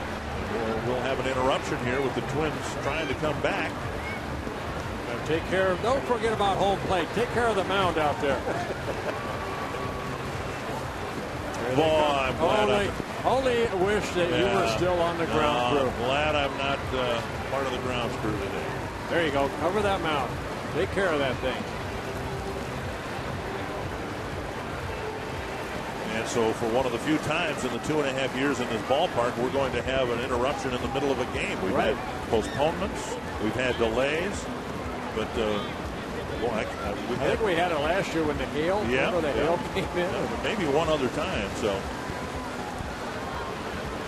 guys, the crew practices this regularly, but now they finally get to show off their craftsmanship. What would that take? Less than 2 minutes to cover the field? Great job by the ground crew here, led by Larry DeVito. When I was actually researching my day with the grounds crew a couple weeks ago, I asked them about the tarp crew, and they actually have, 38 different people who are hired on a part-time basis, of course, to work on the crew. They rotate them around and make sure they always have enough to do what we've just seen them do. But there are 38 different people working on the grounds crew, or excuse me, on the tarp crew. A little different at the major league level than the minor league level. I remember when I was in Orlando, and it would rain there during a ball game. We didn't have a tarp to cover the field, but we had a tarp to cover the mound and home plate, and it was the players themselves that had to go out and help cover the mound and the home plate. Of course, I went to the mound. That was what Jamie Carroll volunteered the day after I was on the grounds crew. He says, you're lucky you didn't have to do the tarp. He said, because when I was in the minor leagues, same thing. The players had to roll the tarp out on the field, and he said he just hated it. In the minor leagues, when you're playing, you're focusing, you're concentrating on the game, and now you have to run and get the tarp out on the field. Well, the Twins hoping will be able to continue their comeback here after a Carroll strikeout. Span hit a home run. Revere and Maurer have singles in the middle of the lineup due up. But we will have an interruption of the game here because of the rain. And we'll have an interruption of our interruption and talk more about rain delay issues when we come back.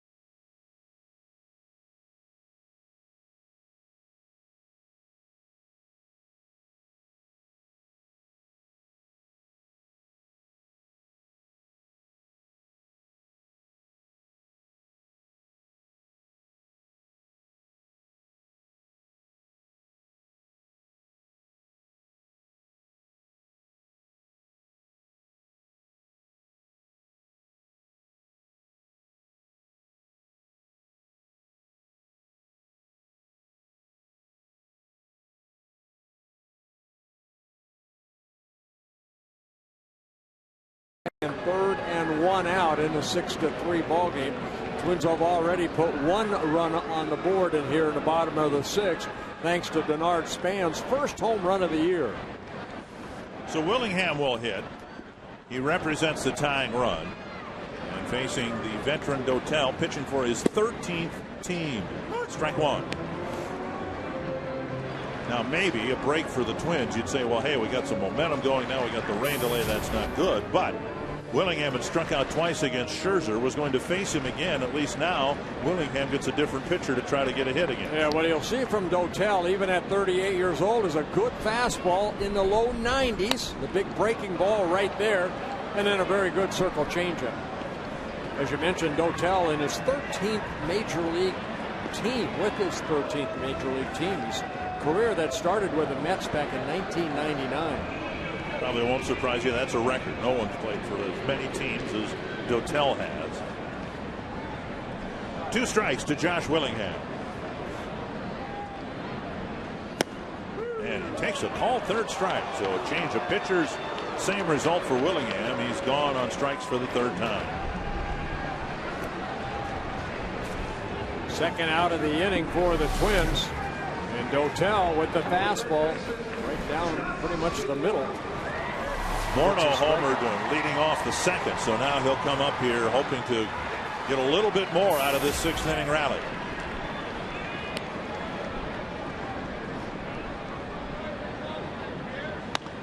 That is pulled foul.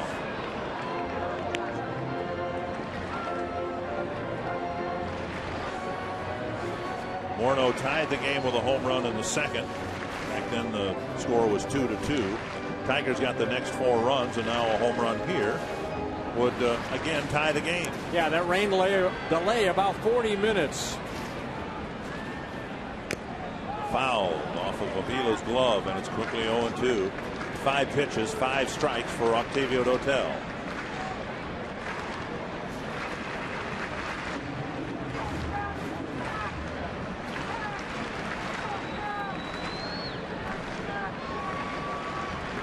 Oh, and 2 to the Twins' first baseman. Chip shot behind 3rd, and Cabrera in foul ground makes the catch. So Dotel comes in, and he gets Willingham and Morneau, and the Twins strand 2 in the 6th.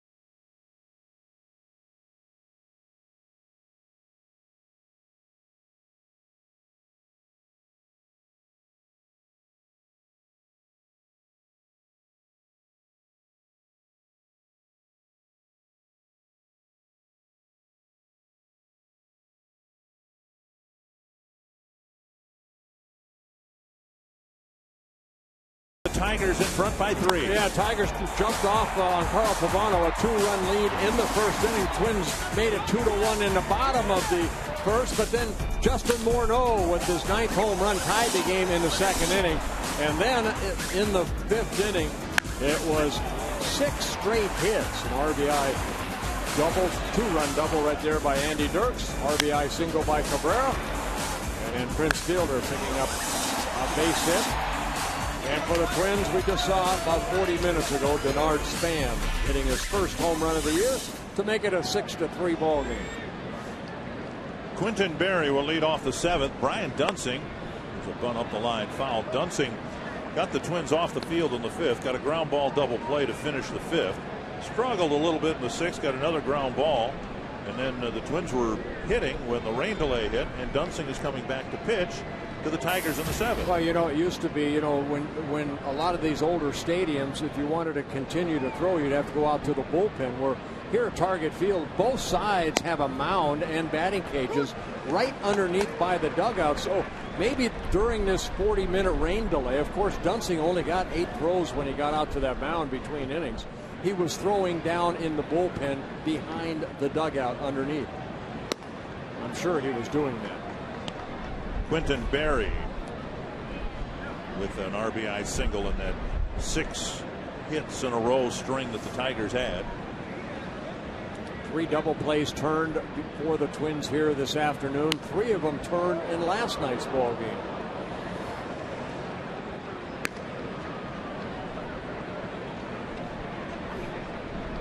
Ryan Dozier at short spin in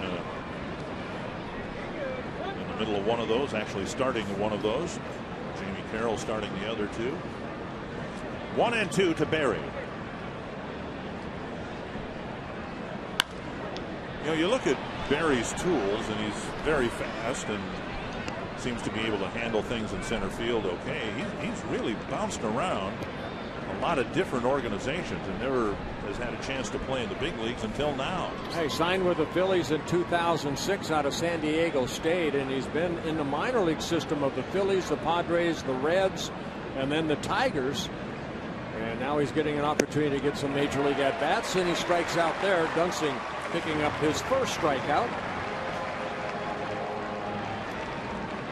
Tigers were swept by the Indians. I asked the Tiger people what they thought of the Indians. So, well, they don't have a whole lot of depth. As long as they stay healthy, they'll be fine. And that brings up our Sanford Health injury report. Already without Travis Hafner, both Asdrubal Cabrera and Carlos Santana left the ball game last night. And Santana, and this is a little frightening, I would think, placed on the 7-day concussion. He suffered a concussion taking a foul tip on the mask. Well, that's part and parcel of the job, and yeah, that's not a good sign. That is not doesn't sound to me like a good sign at all for Santana if he suffered a concussion while taking a foul tip. You see the standings right there. The Indians off to a very good start. And the White Sox, they are playing each other today. Right now, the Cleveland Indians up 5-4 in the top of the 3rd inning.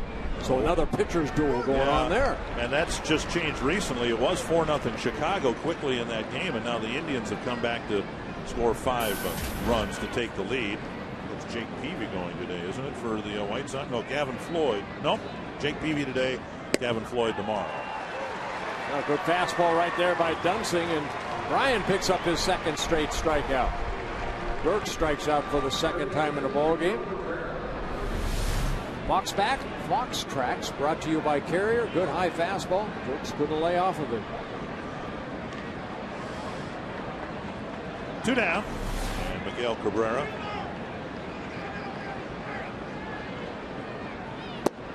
Down and away, ball 1. You were not in Chicago, and as Dunsing was pitching to the White Sox in the final game, Ron Coomer and I were discussing Dunsing and the possibility that eventually he might get back into the starting rotation. And then, of course, he had the rough outing, gave up the grand slam. But, you know, the Twins are looking everywhere, literally everywhere, to find a starting pitcher that can consistently keep them in games. And I got to believe that if this continues much longer, Dunsing's going to get another shot. Well, he had 28 starts last year, and it just didn't work out on a consistent basis. Ben Revere running after it, and that lands just a 1.5 foot foul. Cabrera lightly jogging to first.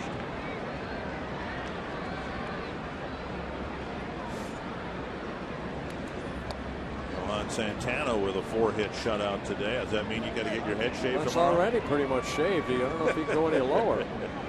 But did he go 9 innings? Yes. Wow. Yeah. That's maybe what, his 5th career complete game? Santana now evening his record at 2-2. 1-2 the count to Miguel Cabrera. And now 2-2. I think when you stay in the National League, the Dodgers, what a start they are having. They've lost 2 straight, but they've got 30 wins on the year. They've only lost 15. American League Western Division. And now a full count, Fielder on deck. The Dodgers put a lot of distance between themselves and not just the Giants 6.5 games back, but Colorado struggling. Michael Kadyr's team 10 games below 500 and 12.5 games out. Good inning for Dunsing as he comes back after the rain delay and strikes out the side.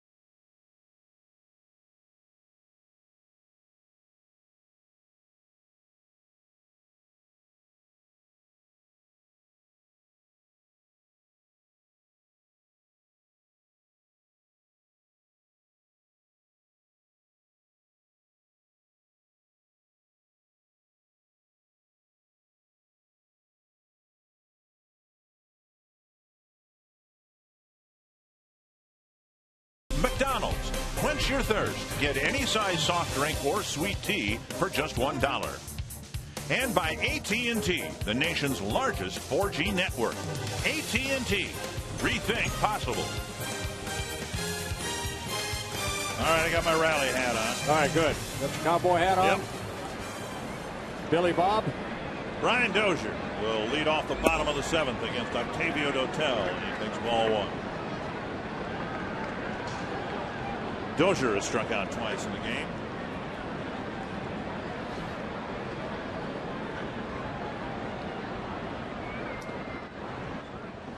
Outside, and it's 2-0. Dotel took the mound in the 6th with the threat looming. 1st and 3rd, nobody out, excuse me, 1 out. And he struck out Willingham looking and got Morneau to foul out to end the inning. Popped up, back, and out of play. Yeah, we mentioned Dotel, 13 different major league teams he's pitched for, but he's been in over 700 major league games. Foul ball nearly went into Tony La Russa's booth, a couple doors down from us.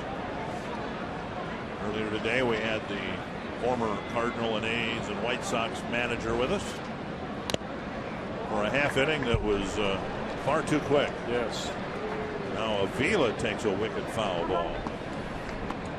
Avila's father is an assistant general manager for the Tigers, and he's with Tony La Russa in the booth. That one getting Avila in the right shoulder.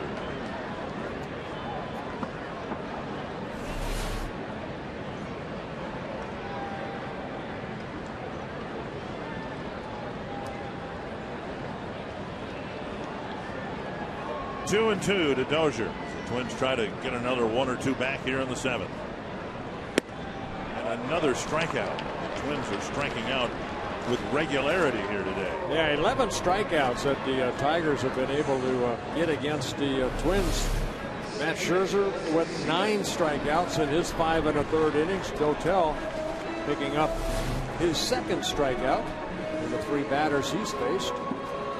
We'll bring up Casilla. Tried to bunt his way aboard in the 2nd. And Avila easily threw him out, and then Casilla struck out swinging in the 5th. You know, only the Kansas City Royals have struck out less coming into today's play than the Minnesota Twins, but Tigers getting some strikeouts, like you mentioned. Outside, ball 1.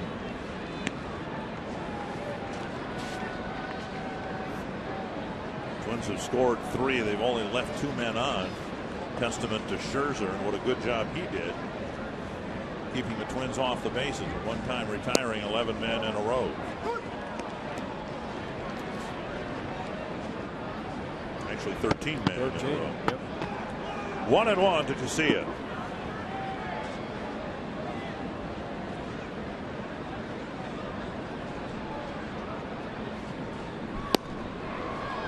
One and 2. Always had kind of a sneaky fastball. That fastball at 91, but Casilla a little late. Hotel last year started the season with the Toronto Blue Jays, ended it with the St. Louis Cardinals. A World Series ring. Foul back.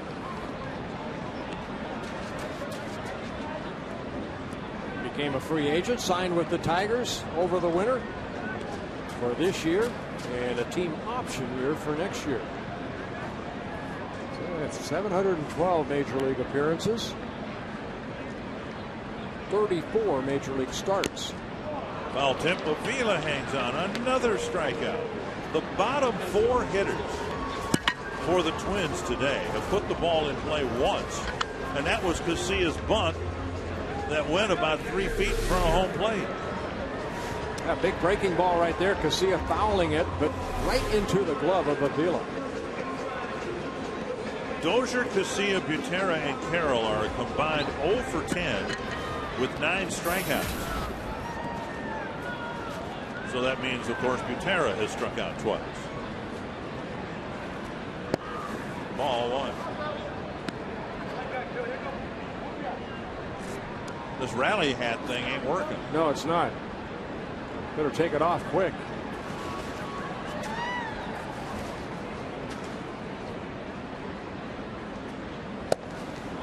My goodness, 1-1. Butera swinging at one head high.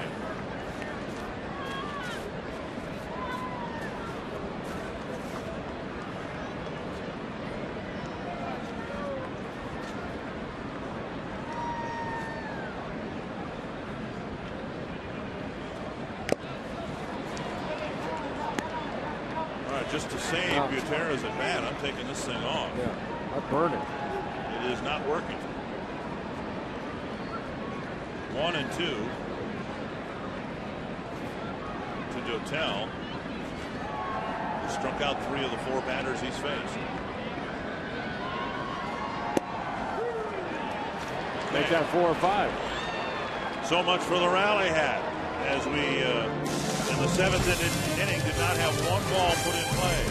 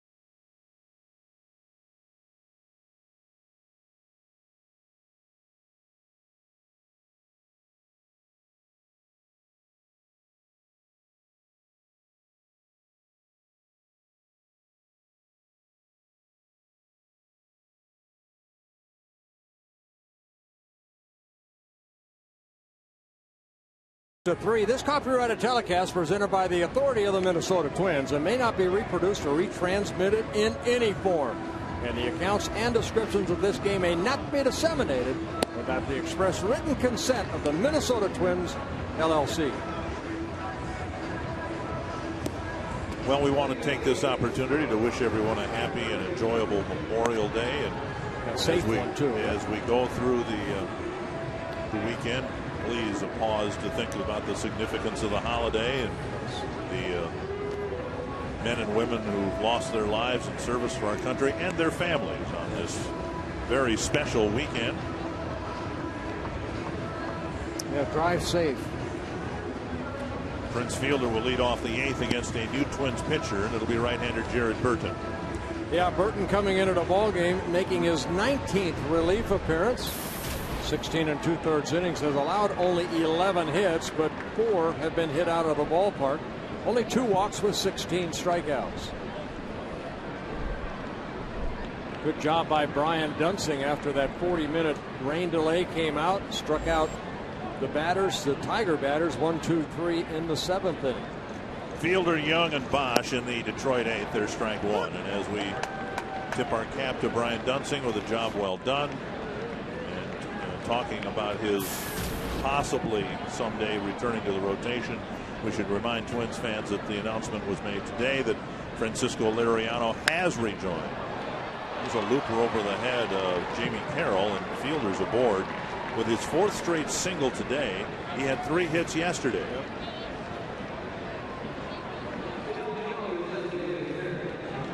Let's go back to the 7th inning. I thought maybe the 7th inning for both sides, but not a ball was put into play by either side. Dunsing striking out the side, and then Dotel striking out the side in the bottom of the 7th, getting Dozier, Casilla, and Butera. Delman Young has bounced into a double play twice today. See if Burton can get him to do it a 3rd time.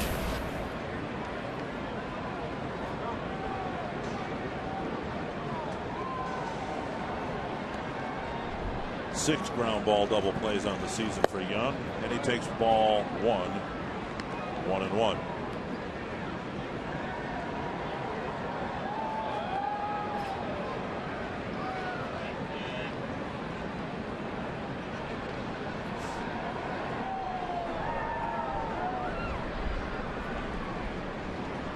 Swing and a miss.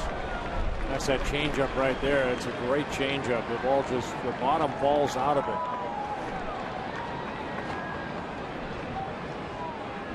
The Tigers, known as a powerful ball club,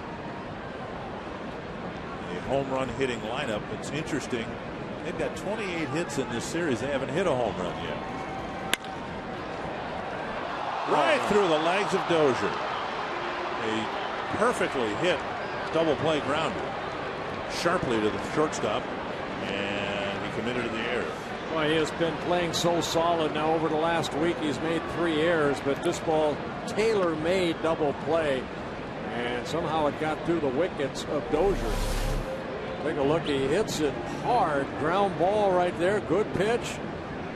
That ball scoots up and through. It's into short left field. Dozier making his 4th error of the year. Brennan Bosch will hit. Bosch 0 for 2 with a walk. Dunsing walked him. Leading off the 6th. Out in front of the changeup, and it's strike 1.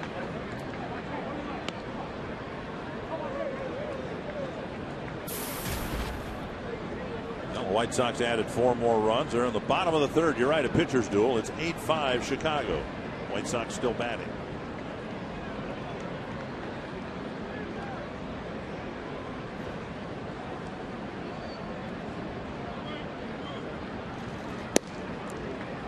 For strike 2.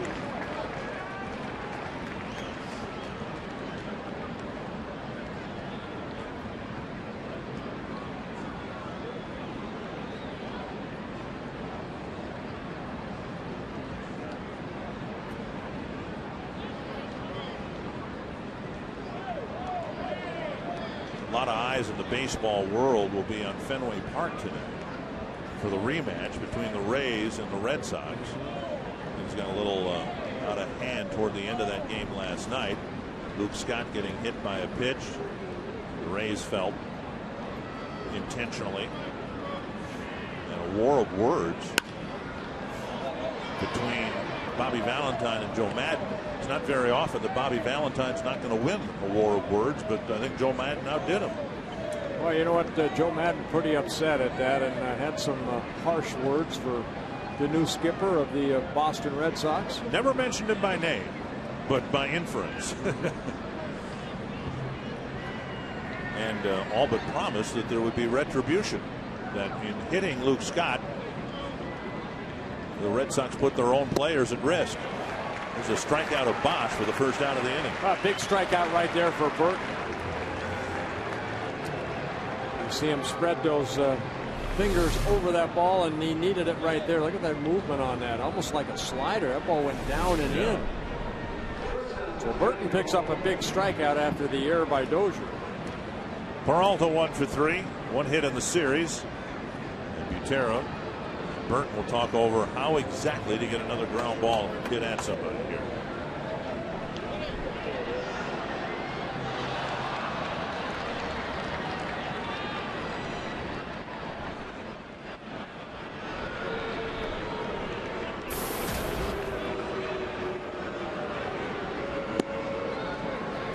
Off-speed pitch taken for a strike.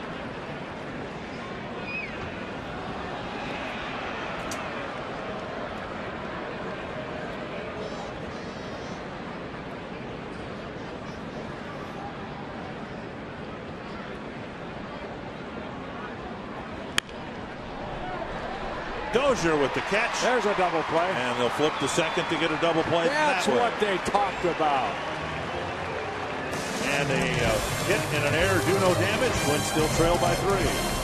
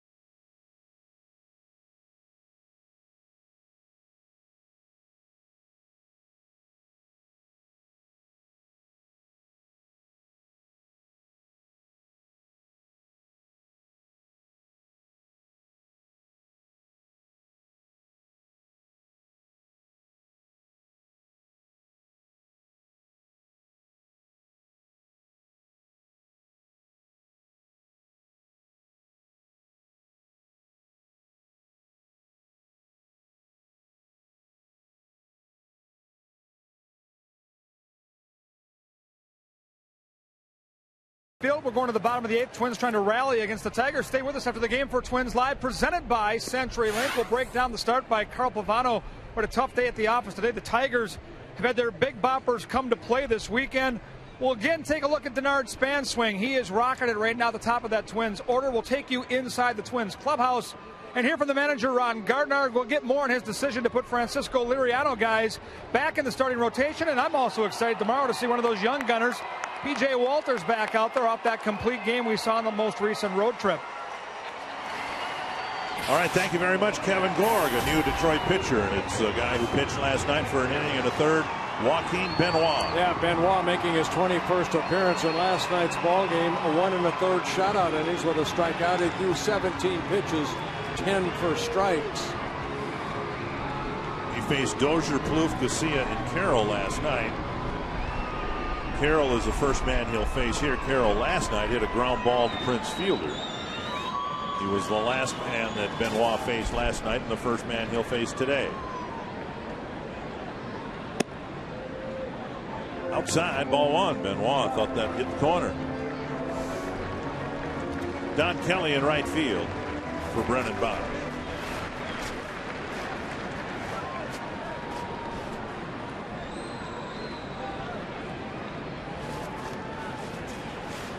Outside again, 2-0. Zotel did a great job. He pitched an inning and 2/3, struck out 4 of the 5 men, didn't allow a base runner. More importantly, didn't allow 2 inherited runners to score in the 6th.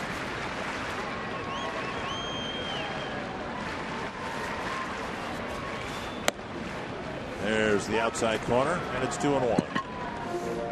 Benoit in his 2nd season with the Tigers, his 12th major league season. 34-year-old from the Dominican Republic, originally signed by the Rangers.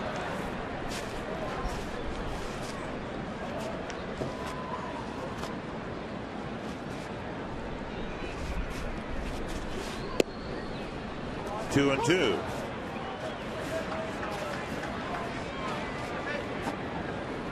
Tigers got a fairly short start from Drew Smiley last night, but Villarreal and then the veterans Coke, Benoit, and Valverde made it hold up. And the Tigers won the opener 10-6.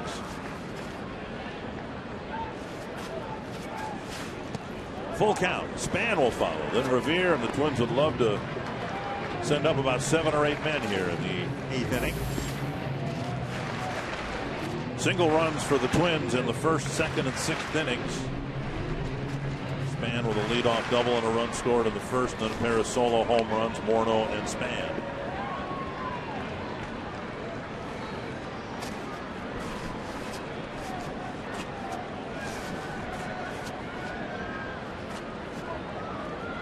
Full count to the leadoff man here in the Twins 8th.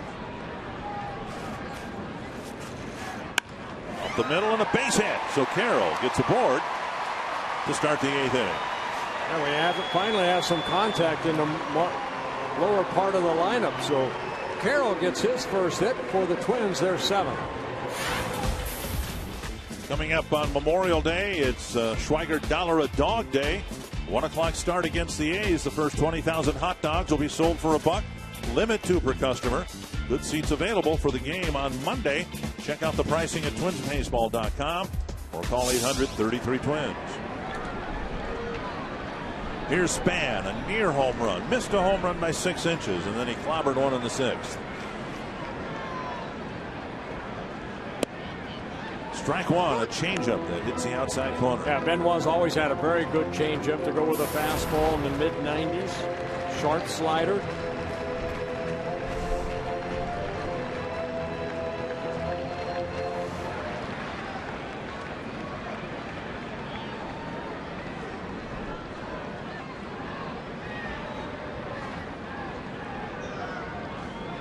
Another one that hits the outside corner. We saw him deliver that changeup for strikes last night when he was behind in the count. That's how much confidence he has in it, and he's dropped 2 of them on the outside edge at the beginning of this at bat.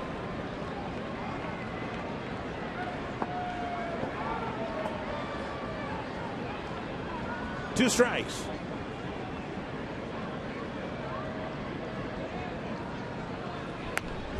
Span with a fastball away, flips it foul. Well, Denard Span led off the bottom of the 1st inning with a double, later scored the first run for the Twins, and then in the 6th inning, his first home run of the year.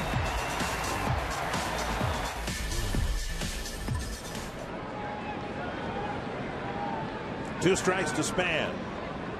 He's trying to take advantage of a leadoff hit here.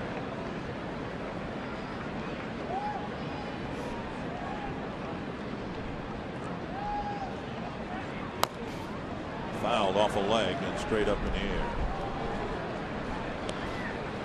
Still 2 strikes.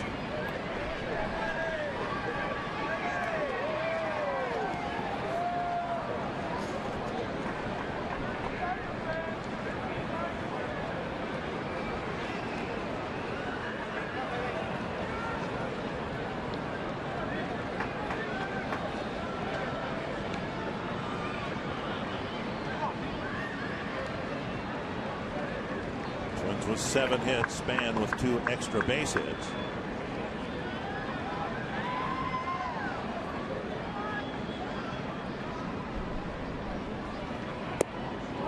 And change up, down and away, 1-2.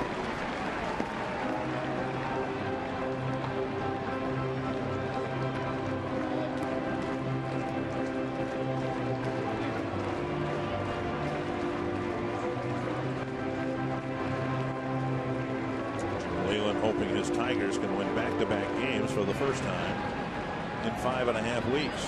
Everything outer half of the plate to Denard Span.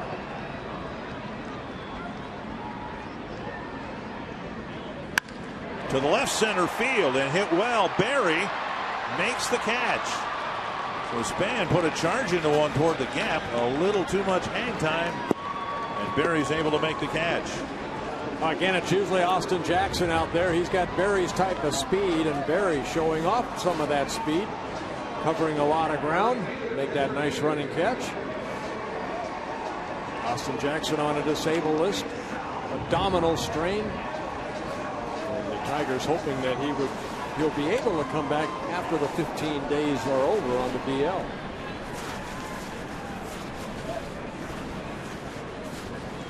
Here is Ben Revere, pair of singles. He's hit the ball hard today. It's been what's been remarkable about this game. The Twins haven't made nearly enough contact, but when they have hit the ball, they've hit the ball rather sharply. Well, you know, Denard Span, Ben Revere, the table setters, they have been able to get on today for the middle part of the lineup. Mauer, Willingham, Morneau, and other than, you know, Mauer grounding into the double play in the first inning, he has 1 hit in 3 at-bats and Morneau's home run. Revere fouls it away, 1-1. Willingham has struck out 3 times. That's grabbed by the fan. Pretty excited up there. Didn't need a glove. Neither did the guy in right field when he caught Morneau's home run.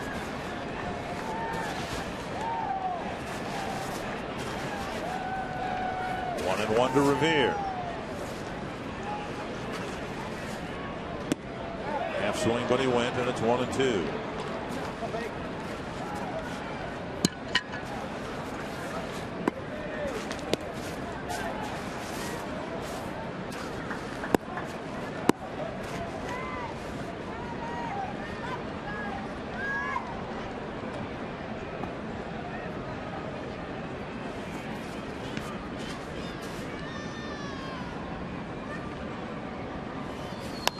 Chopper right side. It's going to be an interesting play. Revere beat it. Fielder fielded the ball, flipped to Benoit, and Revere flew down the line for an infield hit. Well, they say a lot of times you can't steal first, but I'll tell you what, he stole first right there. Watch Ben Revere out of the box. Just, I mean, couple steps, he's already in a sprint. And Benoit is beat by Revere. Take another look. Yep, he beat him. And he hit it with his outside leg. Revere did. Remember, we had a play yesterday. Joe Mauer had an awkward touching of the bag. He actually did tweak his ankle a little bit on that play and then took about 4 foul tips. One of the reasons he's the designated hitter today. So Mauer will hit with the 2 runners aboard, and that makes Mauer the tying runner. Got Jeff Jones a pitching couch for Jim Leland out to talk to Benoit. All right, here we go. You know, here at home, Twins need something exciting to happen. Twins are 6-15 here at Target Field this year.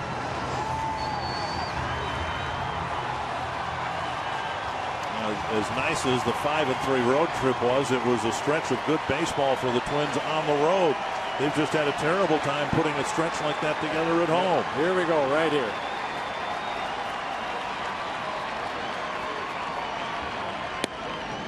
And a strike on the outside corner.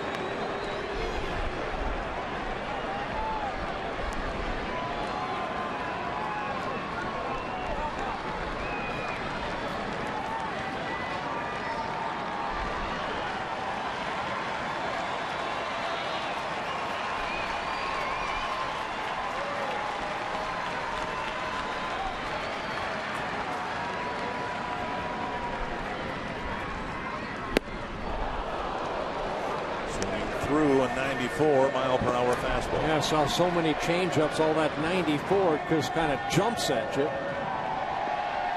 So Benoit heating up. Bauer bounced into a double play in the first, hit a warning track fly ball to center in the fourth, and then singled sharply to left in the sixth.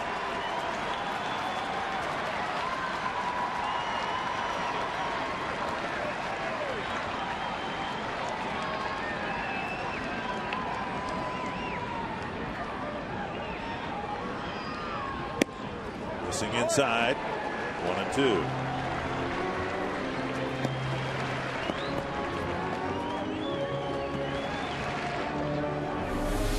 Watch Avila. He wants it away. The ball inside.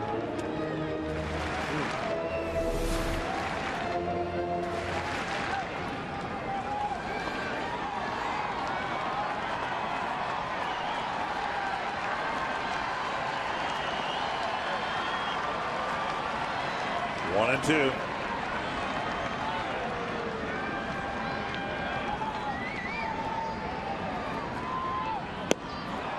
Two down.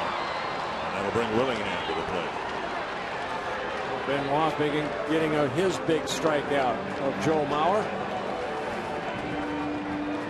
Just reared back and just threw the ball right past Joe.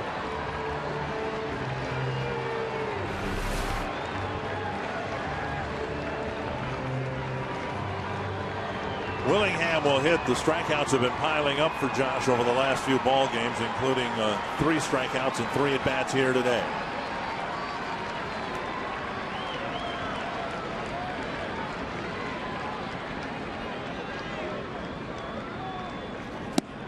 Swings at a breaking pitch, strike one. Called out in the first, swinging in the fourth, called out again in the sixth.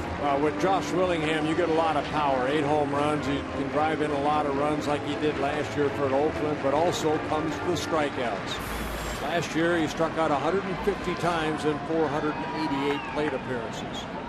I hated to face guys that struck out 3 times in a game because you leave a pitch up and he's going to hurt you. That's what Willingham's looking for right here. Laid off of that breaking ball.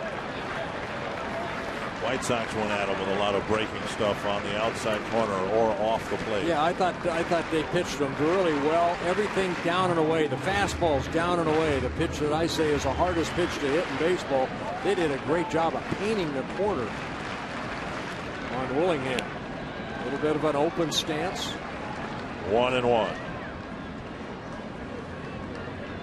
Vila sitting away. Got a pitch in the inner half, an off-speed pitch, and tapped it foul.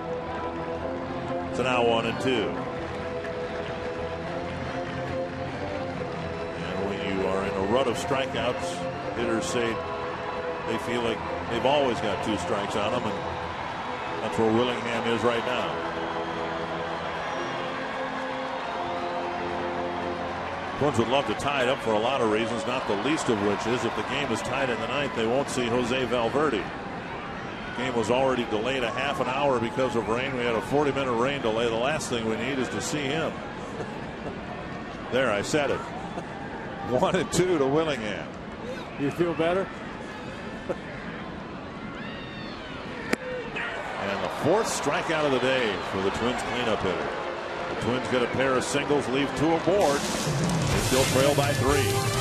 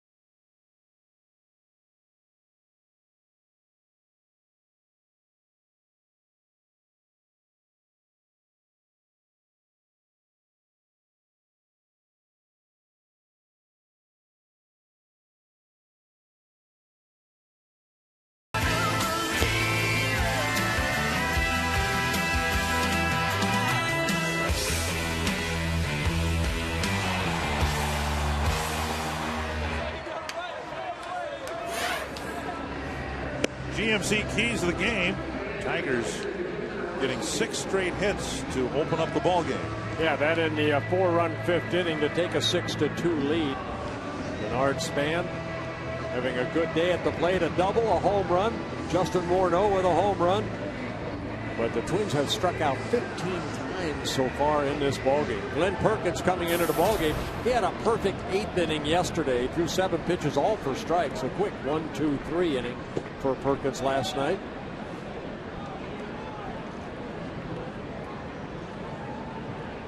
Perkins will face Avila, Santiago, and Barry here in the Detroit 9th inning. Up high, ball 1.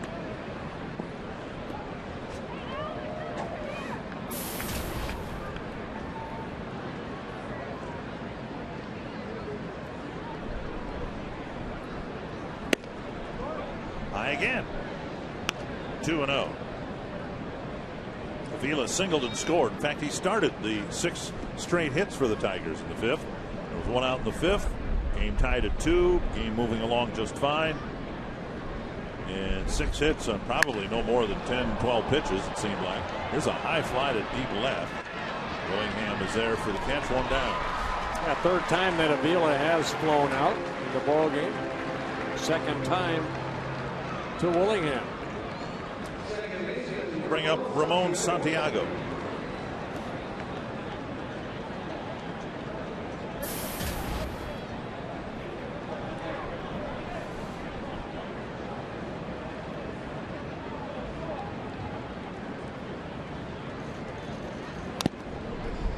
Oh, that staggers Butera. He's been dinged a couple of times behind the plate too. Earlier we saw Avila take one on the right shoulder, and I think that's where Drew just got smoked. Take a look, Santiago. Yeah, almost the same spot. Collarbone, maybe. Again, the news for the Indians, a little ominous.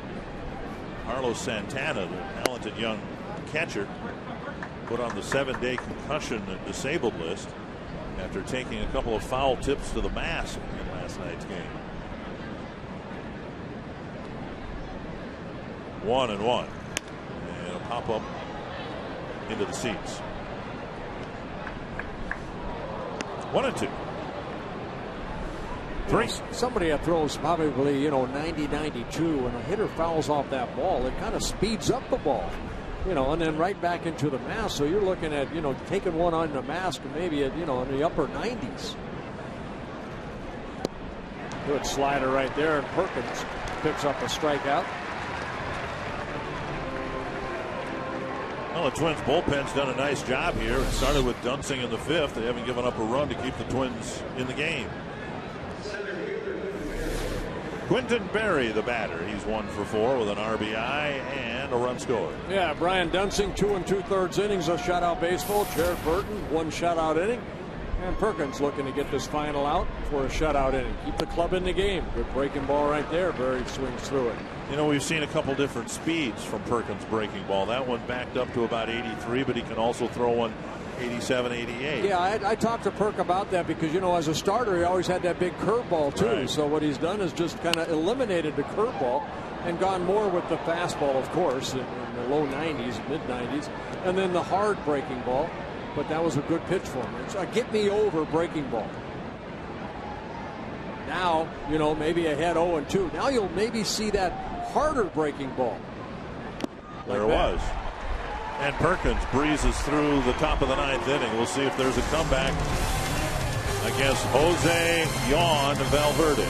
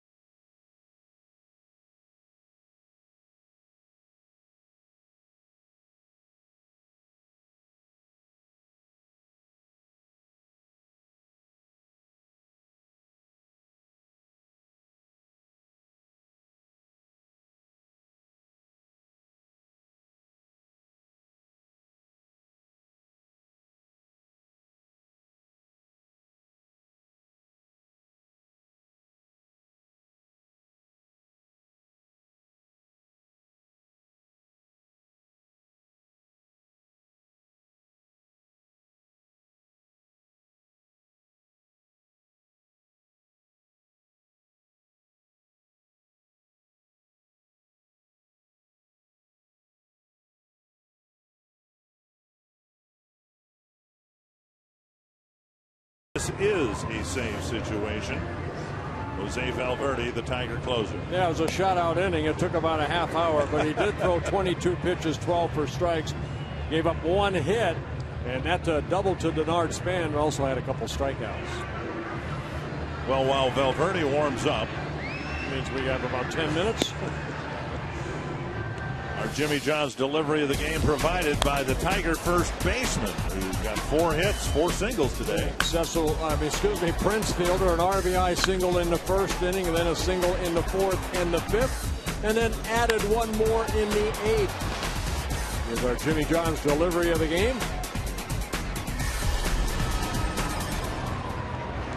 So it's a 6-3 Tiger lead. Twins will send up Morneau, Dozier, and Casilla. Then they hope Butera and Carroll do up. On the bench available, Ryan Domit, Eric Komatsu, Trevor Plouffe, and Darren Mastroianni. Valverde looking for his 8th save of the year and 10 save opportunities. 17 in the 3rd inning, 16 strikeouts, 12 walks.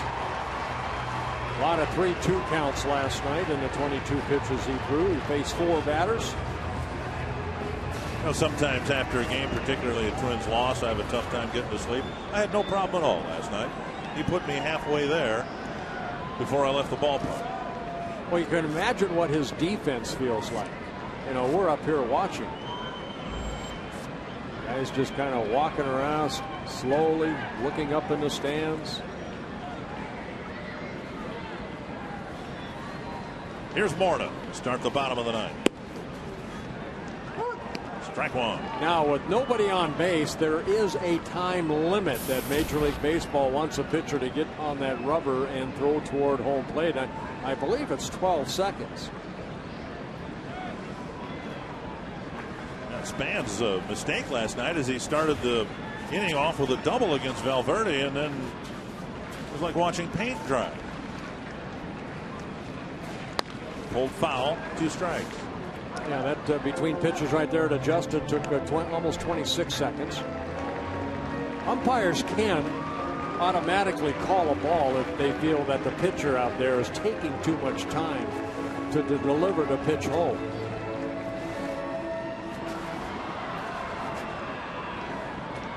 I guess that's a fine line of who's going to take charge. Brian Gorman, the crew chief, he's at second base. 2 strikes to Morneau. He takes a called 3rd strike. The 16th time a Tiger pitcher has struck out a batter here tonight. Great fastball. Justin, I'm sure, looking somewhere else, but fastball eclipsed the corner. Dozier's gone down swinging 3 times today.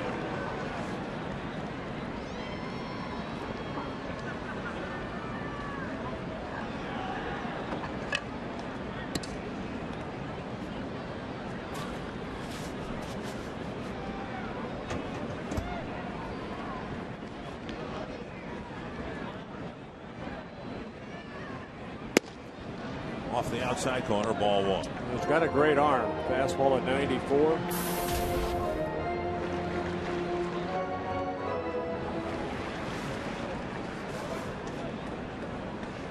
Dozier's average dropping down to 250. It's been a tough week for the rookie shortstop. A few errors and not many hits. Got a big 2-run single the other night. 2-0.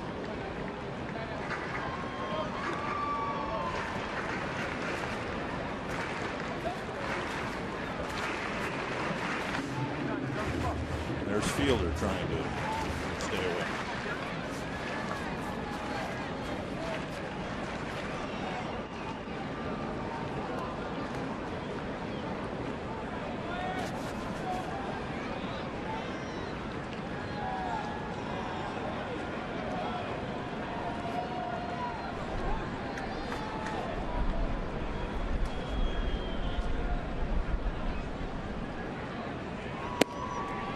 Called strike, 2-1. Baseball is forever trying to find ways to speed up the game. We mentioned before eliminating next year the step towards third, throw to first move. And the main reason for doing it is to speed up the game. Right. And then you have to watch this. Well, it's up to an umpire to say, you know, he's got to come in, probably Brian Gorman, the crew chief, you know, maybe before he starts his warm-up and say, hey, you know, we're going to put a clock on you. You know, we're going to give you 20 seconds if that's a reasonable time. We've seen, you know, between 30 and 40 seconds for Valverde to throw a pitch toward home here with nobody on. So it's up to that man right there to say, hey, let's go. Let's speed it up a little bit. 3-1 to Dozier. Casilla will hit next.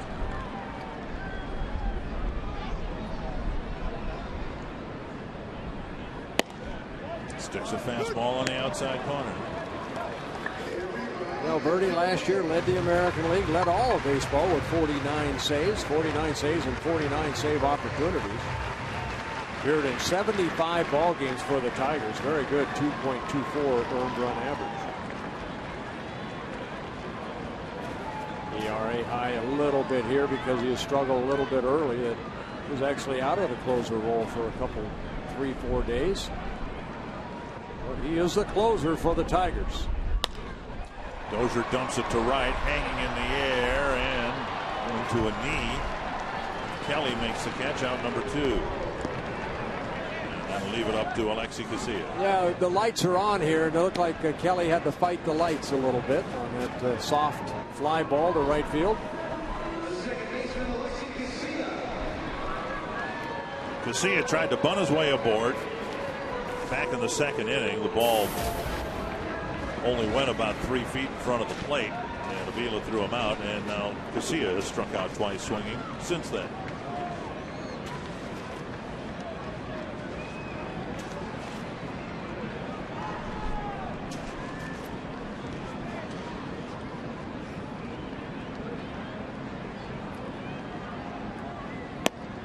Fastball on a strike. While we tipped our cap to the Twins bullpen, similarly we should to the Tiger bullpen. In particular, Octavio Dotel, who entered the game right after the interruption, the rain delay. The Twins had home run single leading into the delay, and Dotel settled things down. The Twins haven't really threatened since, although they got a couple singles in the 8th. No, Dotel came in and kind of shut the door after the rain delay, struck out 4 of the 5 batters he faced. Benoit pitched a clean 8th inning, even though he gave up a couple hits. He had a couple strikeouts. 1-1 to Casilla. Ryan Doman has come out onto the on-deck circle. He will hit if Casilla can keep the game alive.